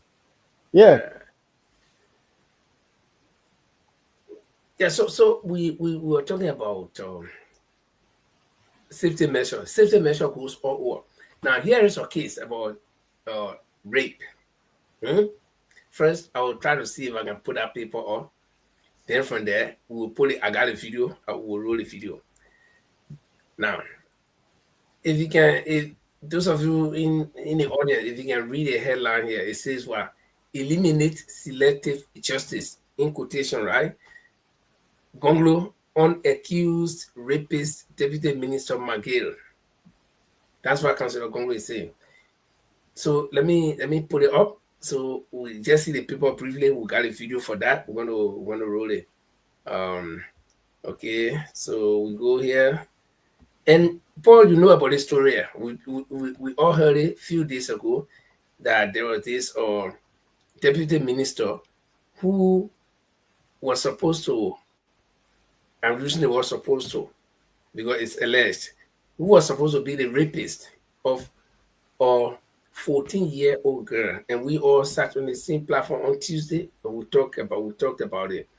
And we know that in cases like this, especially in Liberia, rape case is a non-bailable case, meaning that if you rape and you are accused until you can vindicate yourself, you have to be in jail. Nobody can stand your bond until you are either guilty or you are not found guilty. If you are not found guilty, then you can come out. But in that meantime, in that interim, you cannot be on your free foot to be walking around while your victim is probably in the hospital or at home responding to treatment or in whatever case. But the fact that you are being accused until you can vindicate yourself, because under our law, it says that everybody is what? Innocent. When you are accused, you are still innocent until you are found guilty. But in the meantime, until you can exonerate yourself, you should be helped. And it's so good I've got law enforcement officers here, former law enforcement officers, if I'm lying. So in the process or in the interim where you have to vindicate yourself, you should be inside first, your liberty be seized, because number one, you could run away, or number two, you could tamper with evidence while you are free.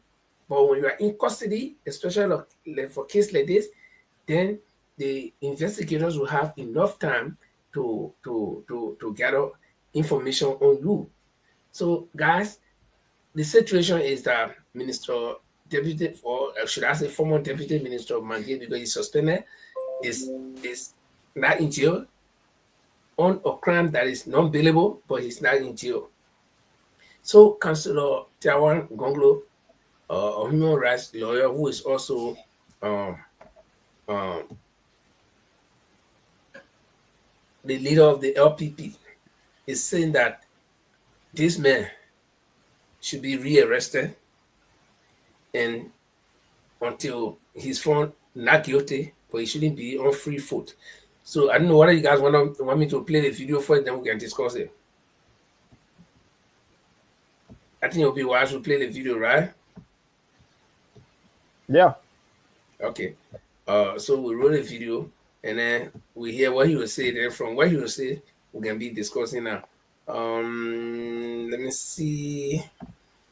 Guys, you gotta forgive me. It takes time to do these things. But in the meantime, guys, let me see.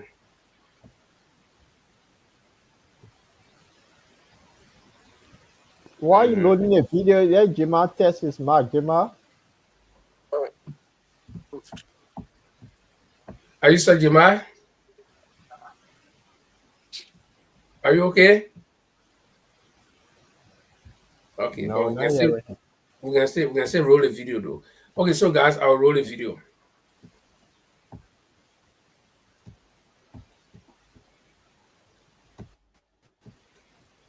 Very important issue.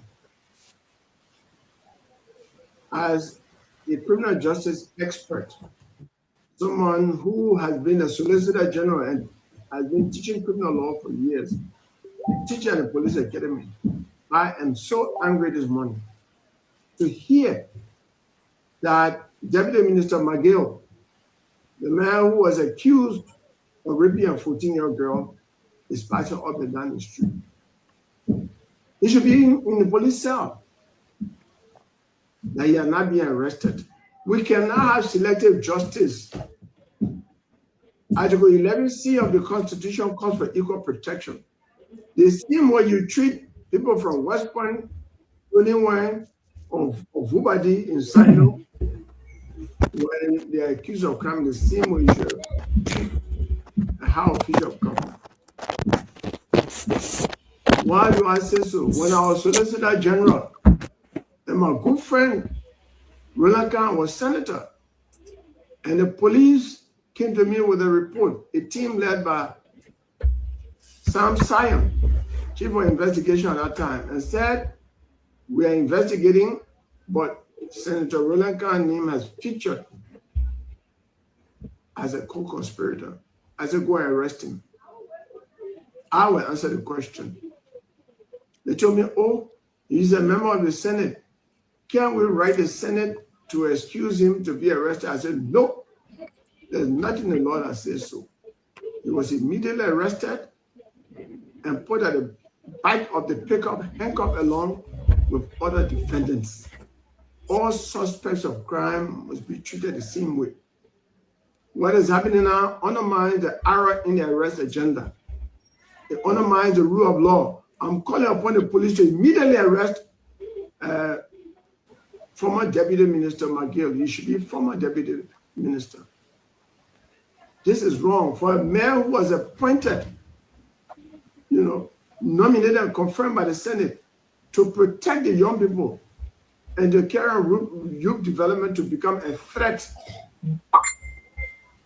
to the survival of the young people is not anything that the government should take lightly. I'm calling upon President Boakai to tell the police director to move speedily, because these are the things that can make the police disrespected in the communities. The whole country is watching. If this high official of government is not treated like they can treat anyone who is unknown, suspected of statutory rape, the next time police go somewhere to arrest someone who is not of the same stature, the people will resist. But when a big man is treated in the same way a small person will be treated on suspicion of committing crime, police don't have much work to do. The people tend to cooperate, have trust in the police. So I'm calling upon the police director to immediately get on this. I have credibility to say this. I've been Solicitor General. I'm a criminal law professor. There is no justification for this man being out right now. I'm calling upon all actors in government, even members of the civil society, let us put the pressure to make sure that the victim gets justice. Thank you very much.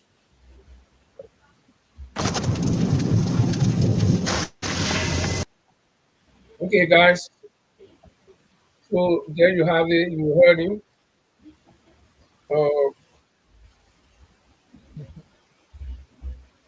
Okay. Do you hear me now? Yeah, we hear you. Is that very clear? Is it very audible, guys? Very Yeah, clear. very, very clear. Much better than before. Thank you. Yeah. Okay. So we heard a video, but there are a few key points that I want us to discuss. Number one, Councillor Gongloe is saying that I think Article 11, Section C or something like that calls for equal protection for everybody, regardless of your status in society. So if Boakai is protected by that part of the Constitution, who way down there on the floor, I should be respected by that or protected by that Constitution, like any other person. So it is across the board. There is no limitation to that. Number two, the next point I want us to also consider while we are discussing is that case or that particular crime under the law is non-bailable. So the council is saying that this man should not be out. And the reason why I also outline some reason, because while you are out, you're freely moving, you could tamper with evidence or you could run away. 2 or 3, the next point that I want us to also look at is that he said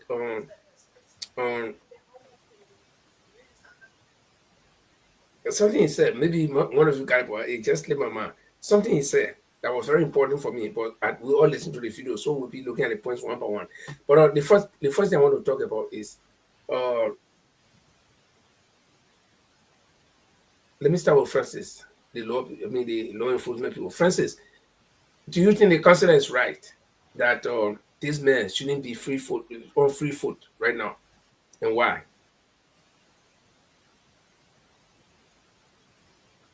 You are muted.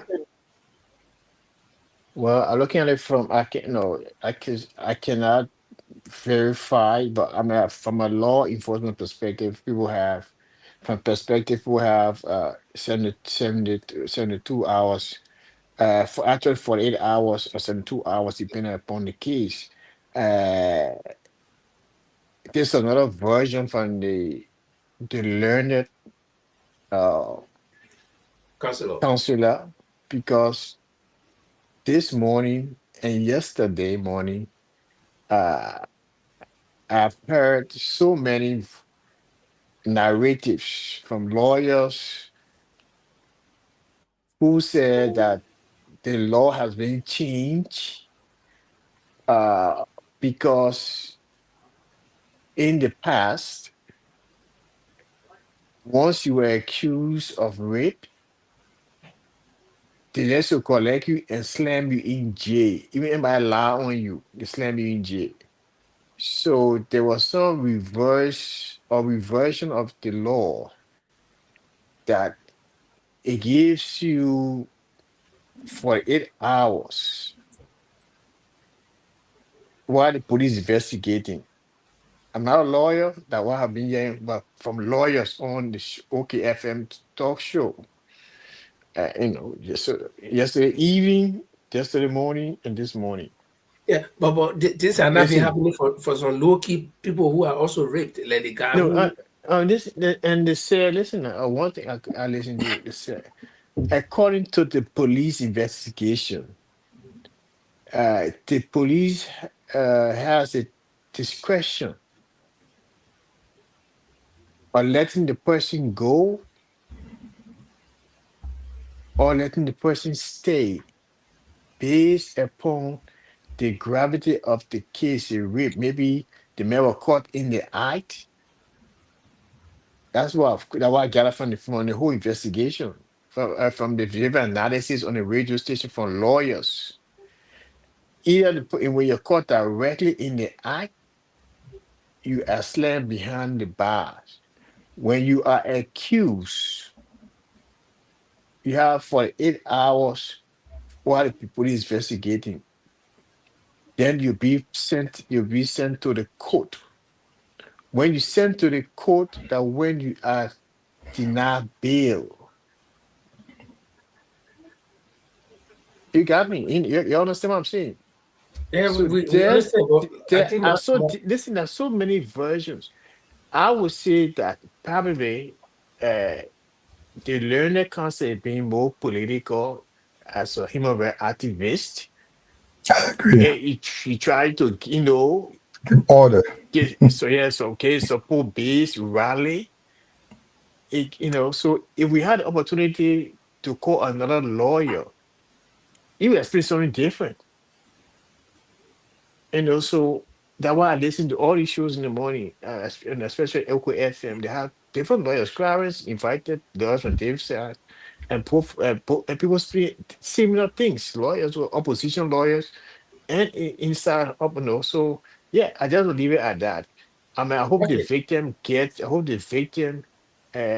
seek redress if you were actually raped. Because these things been sensationalized in our country now, and everything has been politicized. So I hope that the minister could be it's been more than 48 hours now. He could be arrested, processed, and sent to court. That's all I have to say about that. Let me ask you a question before you go. When you hold a lawyer, did they tell you? I mean, in the information, when was that law amended that people, because they have a strict law from any days up to today. So when that amendment were made, they did mention it. Yeah, I think I don't want to say big, but what I heard clearly it was that after Ellen left or before she would leave, because it was according to some explanation at a point in time in Liberia, and people were even afraid to give women lift. He didn't lift. They go and lie, say, "Oh, the man raped me." I don't think so. People were then slammed into jails for because at that time it was not bearable. So that's the reason. So based upon that, people are not being heard because you had a pre-trial with the magisterial court. And from there, then they'll process you to go that way, become not bearable. But during that time, as soon as they say you rape, they put you in jail. So I think it was probably the transition between Ellen and we are or so, but it was said clearly. Now one lawyer said it. It was 2 or 3 lawyers said it. Yeah. Okay. Can I pop in quickly? Yeah. I know we want to look at it from the political side. Do you agree with Francis that the council was trying to politicize the whole thing? 100%. After first and foremost, the council has no right to order the police to arrest anybody. It's not any authority. Then At he just least. told you that he's from No, it doesn't give him the right to order any police. First of all, you should understand that. Oh, so you can tell from a girlfriend you want to Yeah, see war. yeah. So I actually, that's the one thing. I don't know why he has no right to say I'm a legal, I'm professor and this and that. I have right. I'm ordering you now to do that. He has no right to do that. And I want to let you know that the gender-based violence group at the Ministry of Gender has been taking this case very seriously. They've been looking after it. They've been making sure. What Francis has said here, we all know in 2020, under George Weah, they came up with a national emergency declaration. About some millions were spent on this rape case in Liberia. A special court division was set up to investigate rape. So that means that they have taken rape very serious. So I don't think his pronouncement, making it public, will make any difference. So what we are saying, if this guy has not been arrested up to present, there must be some legal reason. That's why we just add to that. So his ordering here, coming making public statement, it's not changing anything. People are working. Okay, you said this guy being outside, there must be some legal reasons. Reason why is because when they have, now come out to what you're saying. The councillor is also saying or suggesting or insinuating that there could be political reason because there's not because if the gender ministry and other people and what Francis said, we also been following the social media talk shows in Liberia. Why is he has not been arrested? What's going on? There are other reasons. You think like they are innocent of the law? They know what they're doing. But then why low key people when they do it they are arrested right away and in jail? How many do you know of? So Jamal, I mean, let's be honest. I mean, let's be honest here. I mean, I understand that. Let's be honest. If you go to Saw Beach now, can I you will contribute? see over. If you go to Saw Beach now, you'll see over hundreds of men that have been accused of rape that they didn't go through trial. They sentenced straight Saw Beach. What Tiawan Gongloe is saying here. Granted. It's not selective justice. Granted. Somebody from West Point, they must do it to the other man who is Paul, granted. Does that mean it's right, Paul? That doesn't mean right. Who is he to order? That's the point. Who is he to order? No, Paul. Because the political leader. Listen, they have 48 hours when a case is brought upon you. The police will take you in. They will take the lady to wherever hospital they have. They will do all the marching. If it's not true, then they let you go within that 48 hours. But you cannot be hanging about on the street when they're doing it from Flomo who come from West Point because you hire up, they can't do it to you. That's the selective justice he's talking about. The national emergency stop that George Weah launched in 2020. Have you read that? Probably what Francis said. There may be some changes, alteration into the law. You never know. Nobody read that on this platform. But then why okay, but why if there is any alteration in that law, why is it not applying the person? How do we know? We don't know the alteration. Why is he up to now pressing? He's not being arrested. We want to know why. That's what Francis is saying. We are saying that the rape is a grave crime in the country. So we want to know why when a low-key man does similar crime, they grab him and put in jail right away. So this is a slippery ground. We just saying okay, let Padre say something. Yeah, gentlemen, let us not be too emotional in this situation here. Law is a law. What the councillor was saying, he was too emotional and too political as well. Let me be realistic with you guys. You see, before you come out publicly and make such a statement, you need to do your background investigation. Have you ever meet with the police? Because you have all right to go to walk to the police station, to go to the crime investigation department and ask them what happened. They will tell him because they know the kind of person he is with high caliber. But I believe that because of the nature of this case, that man will not be on the street if there's no legal issue is not being applied. I want you guys then to know that. And what Paul and Lefa are saying, they say they can grab someone from West Point or Nukuta straight to the sub-B. Let me tell you something. In this kind of situation, most especially something they call rape. One, the level that crime against someone is say he have raped someone. immediately the police will call you for cautioning. The person that can be grabbed and put behind the back immediately when you are caught on a spot of the act or in the process of doing it. You can be arrested immediately, kept in the cell, and go through the investigation to go through all the formalities that need to be done. But if it's a alert, day or 3 days have passed before information come up, you can't just grab such a person and just put him behind the back.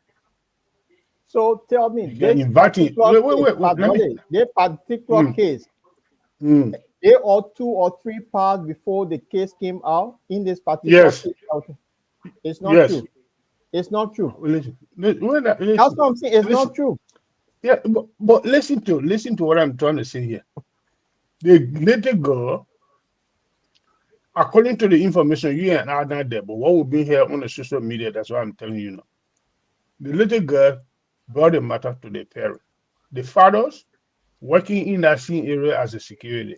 The auntie working there as a yeah, we know all of that. Okay. The case was reported when the incident took place the very day. Can I ask who? Gentlemen, can I ask who? Wait, Jimmy, 1 minute.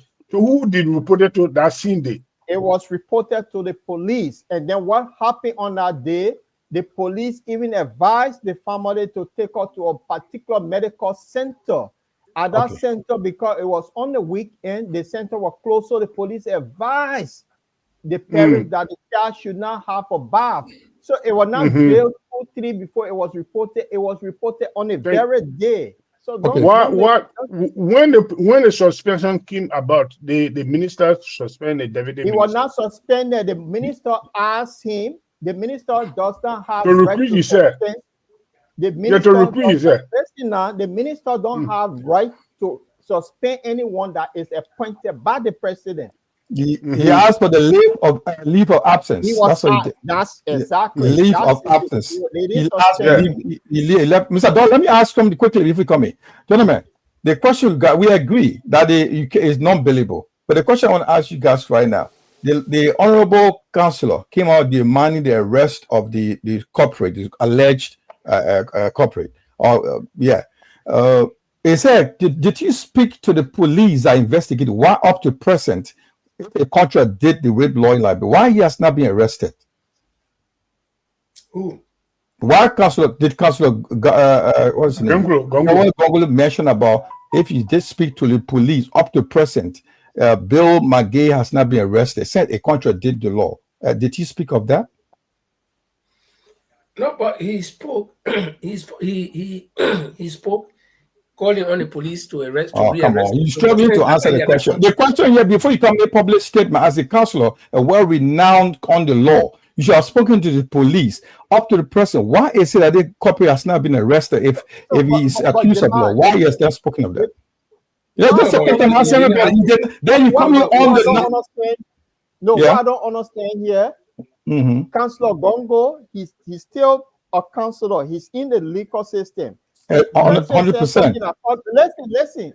Francis, 100%. I support your idea. I say 100%. That's it. When Francis said that there have been made amendment, if amendment were made to that particular law, Tiawan Gongloe would not come out loosely to say, oh, so he should know that amendment were made. So why he's not saying it? That's why he used it and said, Paul, listen. Paul, listen. I just told you, if Jimmy listen to the show, look, in the morning, I know what you're doing, but I recommend that you listen to OKFM in the morning. Maybe it may not have AMC vibe, but the guys are very transparent, they're very open, very balanced. So what does that have to do with ANC? So now, because Unity Party is in office, Unity Party lawyers go on OKFM. I think it's fascinating you take back your statement. That's the So Unity Party, because the thing is, it was Unity Party that brought the very law in place today. No. It was on early. It was Unity Party. Reinforced by George Weah. Listen, no. when that amendment were made to the law, because I was in Liberia. There was no Paul. Somebody I know Forget, was arrested. forget about that. Paul, forget about the amendment made to the law. Forget about the amendment to the law. The question I'm asking, guys. Let me take control of the show now. Let me take control Okay. of the show. We'll talk at the time. Now, I want to something Jima said. I want to talk about it. Go He on. said, Councillor Gongloe, or you and Francis. You see, Councillor Gongloe is no more in government, or he has no power, he has no right. Do you know that he's a No. You understand? Quote us he very said, well. he had no right Quote us very well. He has no right to order the police. You order the police to arrest anybody. He can just say that. That's what I said. And also he has been political on that statement because LPP. I don't know. Now you want to quote me right. That's what I want you to do. Okay. Yeah, you say he had no right to order the police. Very good. But do you know that the Constitution gave every citizen the right to deny the right thing to be done for your country?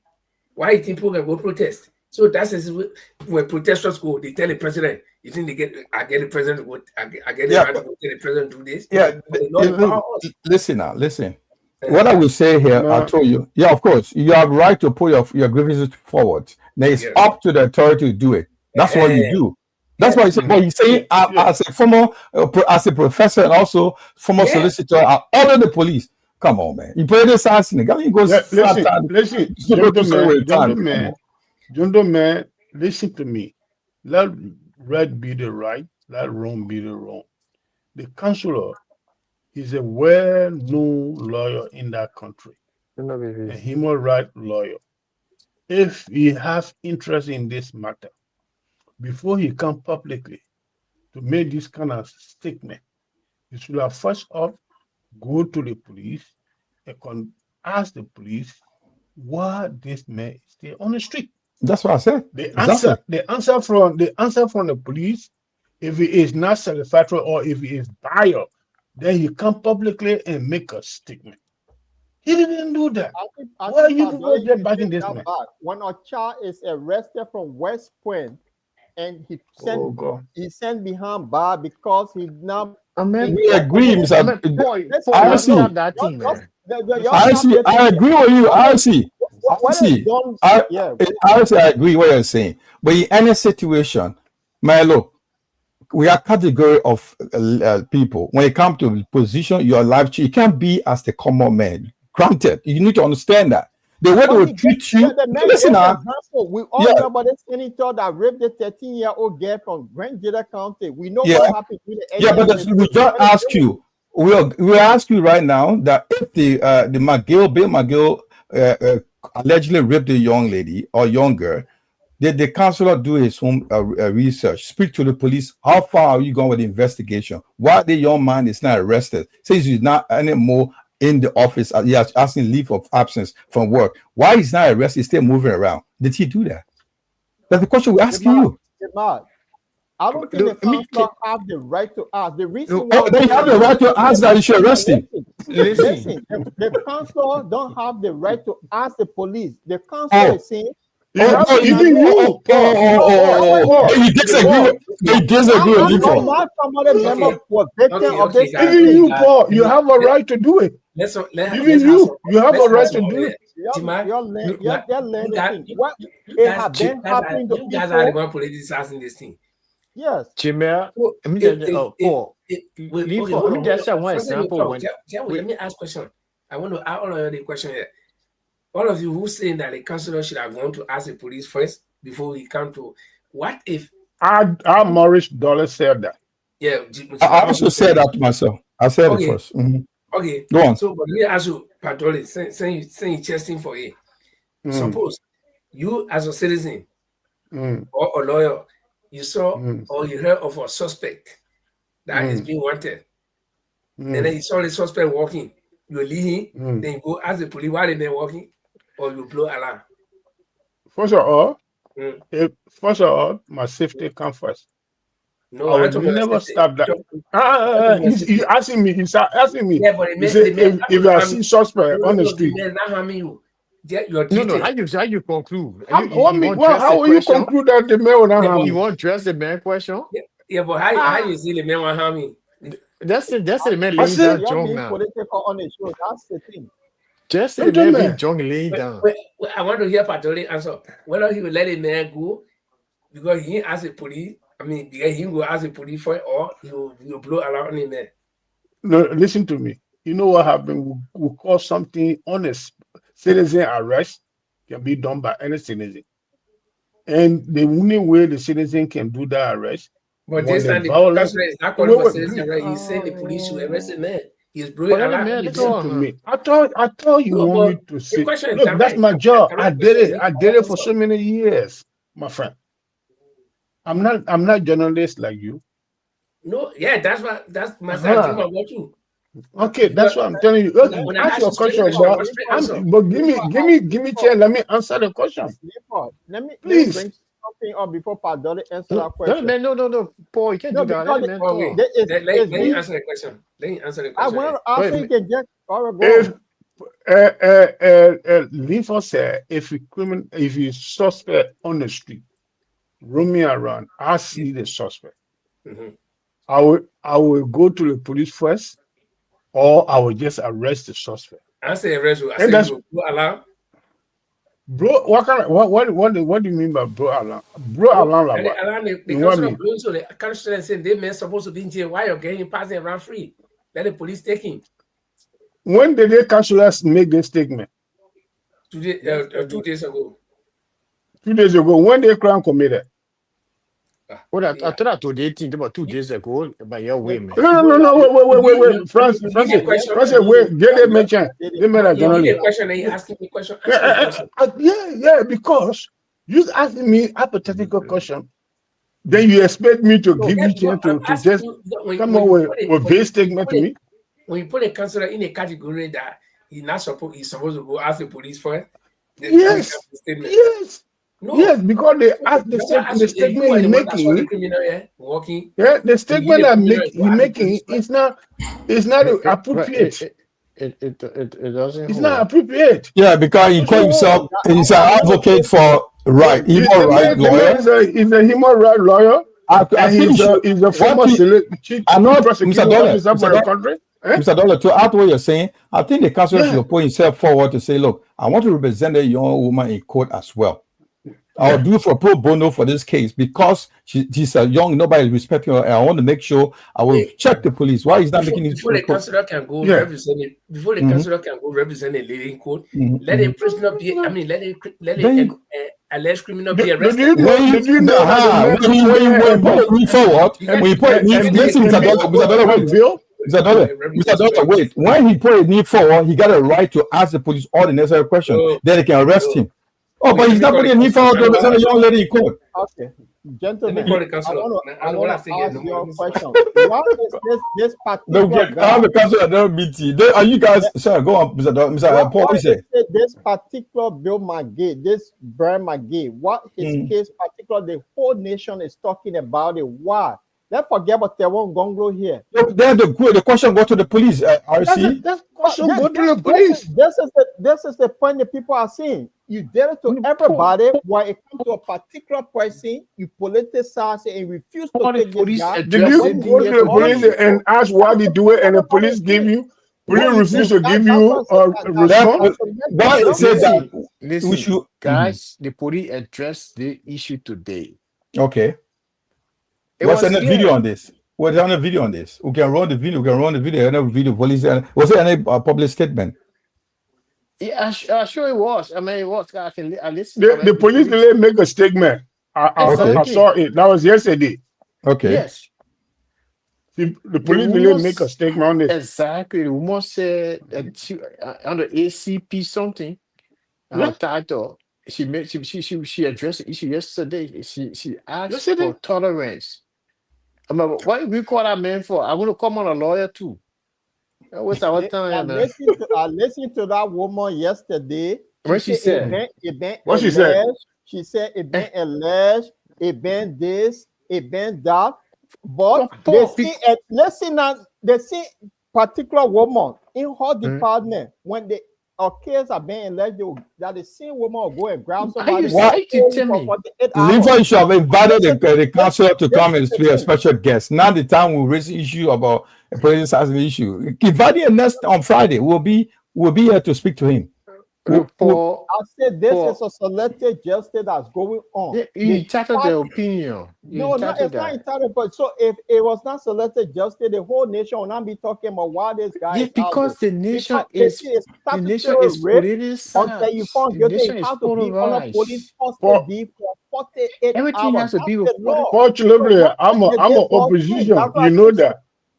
I'm an opposition, but I'm not taking side with this kind of things vaguely. Yeah, because people are saying everybody talking about political side, this and black and white. I am telling you, this is not about politics. When you are event accused, the police will hold you for 48 hours to do the investigation. Why the particular person alone cannot be fair, but that's the law. On that one, I ask you, when did that law change? He said some lawyers. So that's what we need to know, when they change that law. And Tiawan who spoke, Tiawan is a lawyer that inexistent. And if that law had changed, Tiawan will say it. The council actually answered the phone, but I think he got bad network. But I will try to get to him tomorrow. And let me invite him. Buy him on the Friday program. Bring a councillor on the top show. There may be case before Friday. That's why. No, I think he got very bad network. Gentlemen. Yeah. Okay then. So you can get a councillor then. What do we do? Yeah. No. We table the case. We get let it be as it is. We still find.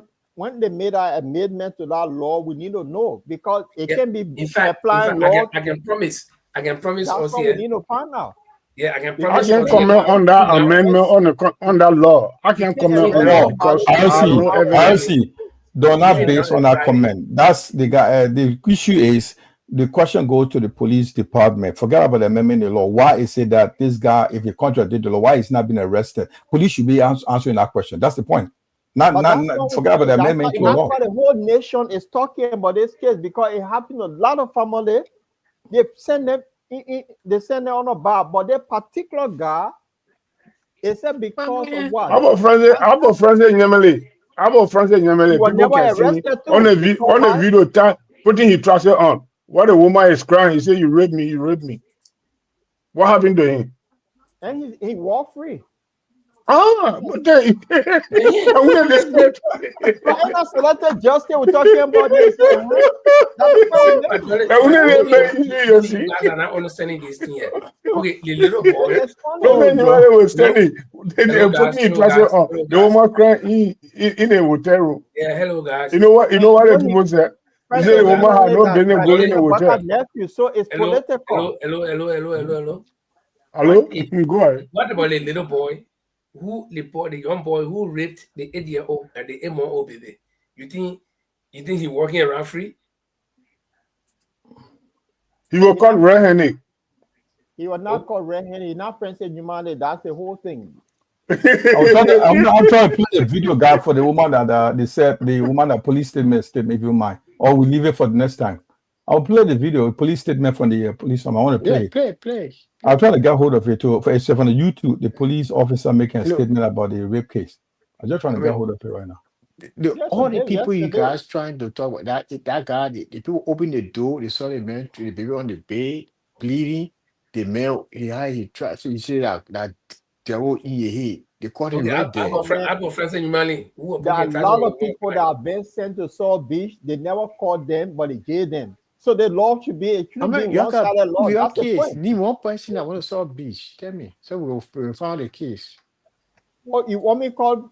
My own brother went to Saw Beach because you alleged rape. My own brother, so you can find the case. It's there. What he need? Let's go check it out at the police. But check your database. Because they get records, so you can go check. I'm telling you, my own brother, my late brother was accused, and he went to Saw Beach. God, can you please excuse me? I got some other meeting somewhere. Yeah, it's okay, but you can go. This case here, I don't know what Liberian and Paul coming from the case. You got no No, strong.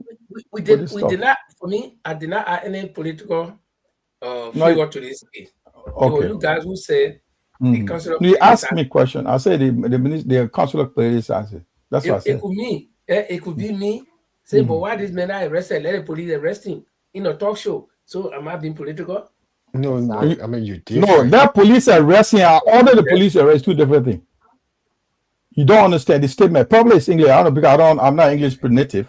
You get me right. The thing is, I order the police arresting as a former Solicitor General of this country. Listen You to hear what me. he said? I You hear will what say that? here. That is different from saying should I the will police say should here. arrest this guy. Listen, Paul, listen. I come here. You I ask will me a say question. here. I want to I will question you say straight here. here. I have made podcasts in the past during Georgia time. Yeah. And when they got in Lester Tenney, I told Georgia, I said, Georgia, I already now to dismiss Lester Tenney. But you're significant. You're insignificant in terms of position. You don't have a role. Come on, journalist, sitting up behind a microphone. What do you care? We are talking about a man who is a party leader, political leader of a party, and also a former Solicitor General. What he do? We should have done his research. You are a talk show host. You can't. No, come in now. You are a talk show host. You can say anything you want to say. But you should be, when you are of that position, of that level of position in the country, you should have done you should have checked, you should have gone and spoken to the police and got your detail right before making a public statement. Yeah, go on. Give you one example. Well, I will say something. One time, Costa was making statement here one time. People are coming now. Costa was making some statements. So you asked the question. Costa was making some statements some years back. We asked him why he making. He say he's not a journalist. He's a talk show host. You can't hold him for what he's saying. But if you are a certain level, a certain position, if you make statement, you can be held accountable for it, and that's the issue of the councillor. The way he framed his case. Probably I'm not a native English speaker. You could get me right, correct me here. I ordered the police as a former Solicitor General, right, gentlemen? That's what he said, to arrest Bill McGay. This is what he said. Yeah. So what's wrong with that?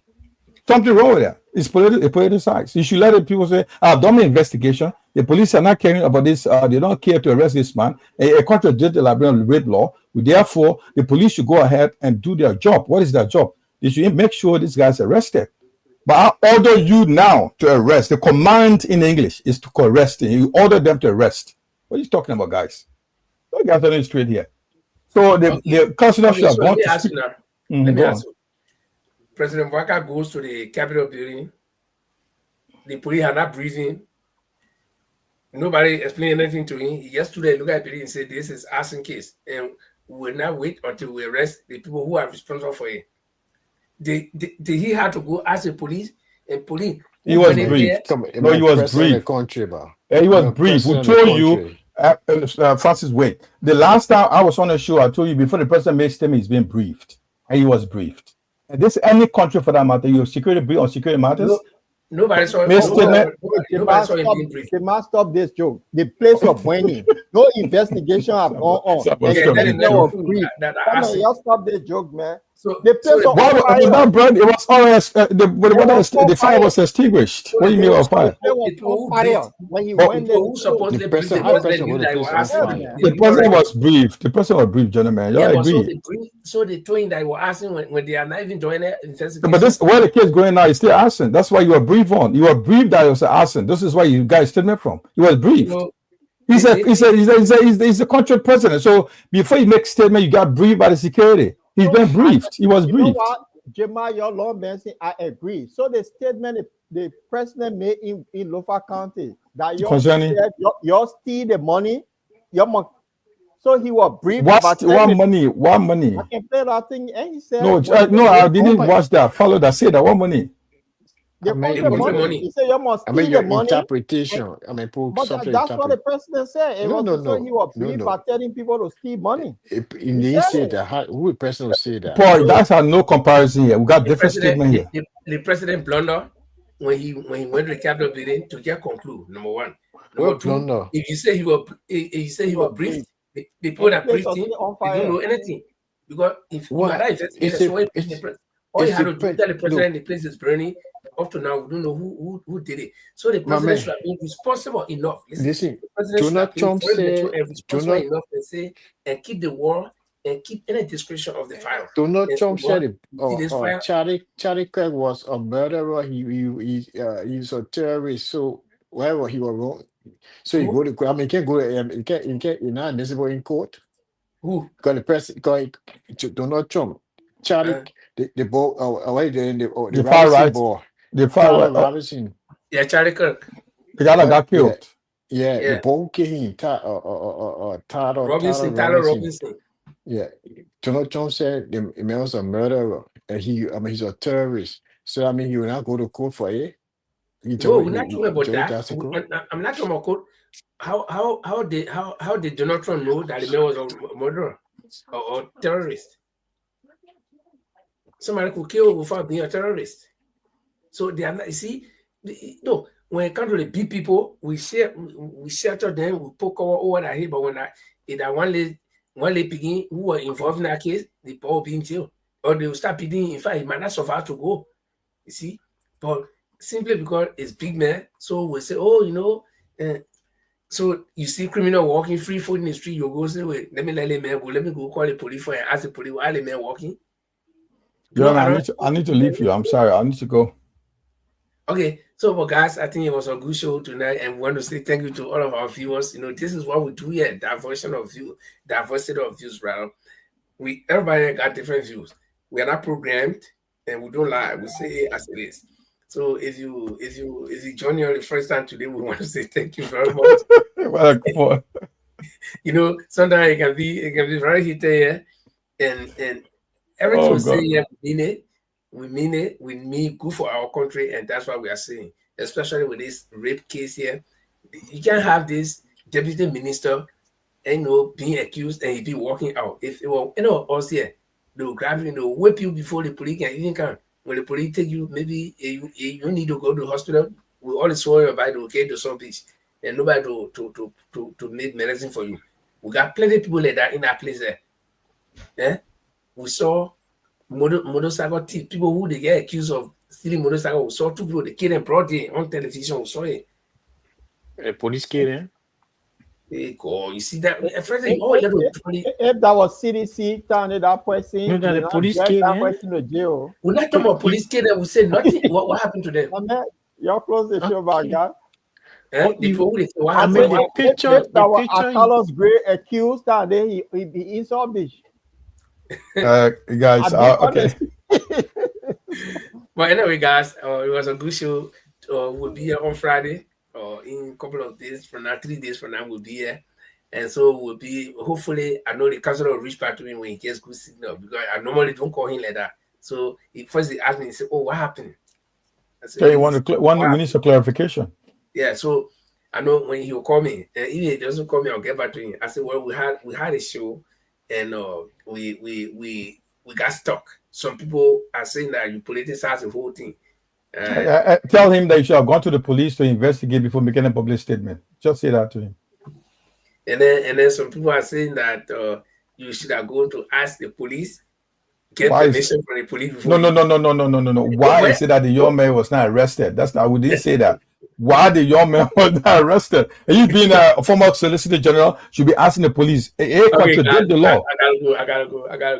Don't twist our word. We said to him, you should ask. Oh, maybe he'll come. No, but that, okay. He's welcome. We are here. All right. Thank you very much. Pleasant evening. Good luck to everybody. Thanks for joining us. And have a pleasant evening. Okay, guys. Bye-bye. Jimmy, we need to compare notes, my man. Okay, no worry, boss. Okay. Call me tomorrow evening if you're for work. Okay. All right. Bye-bye. Okay. This is Bottom Line Liberia.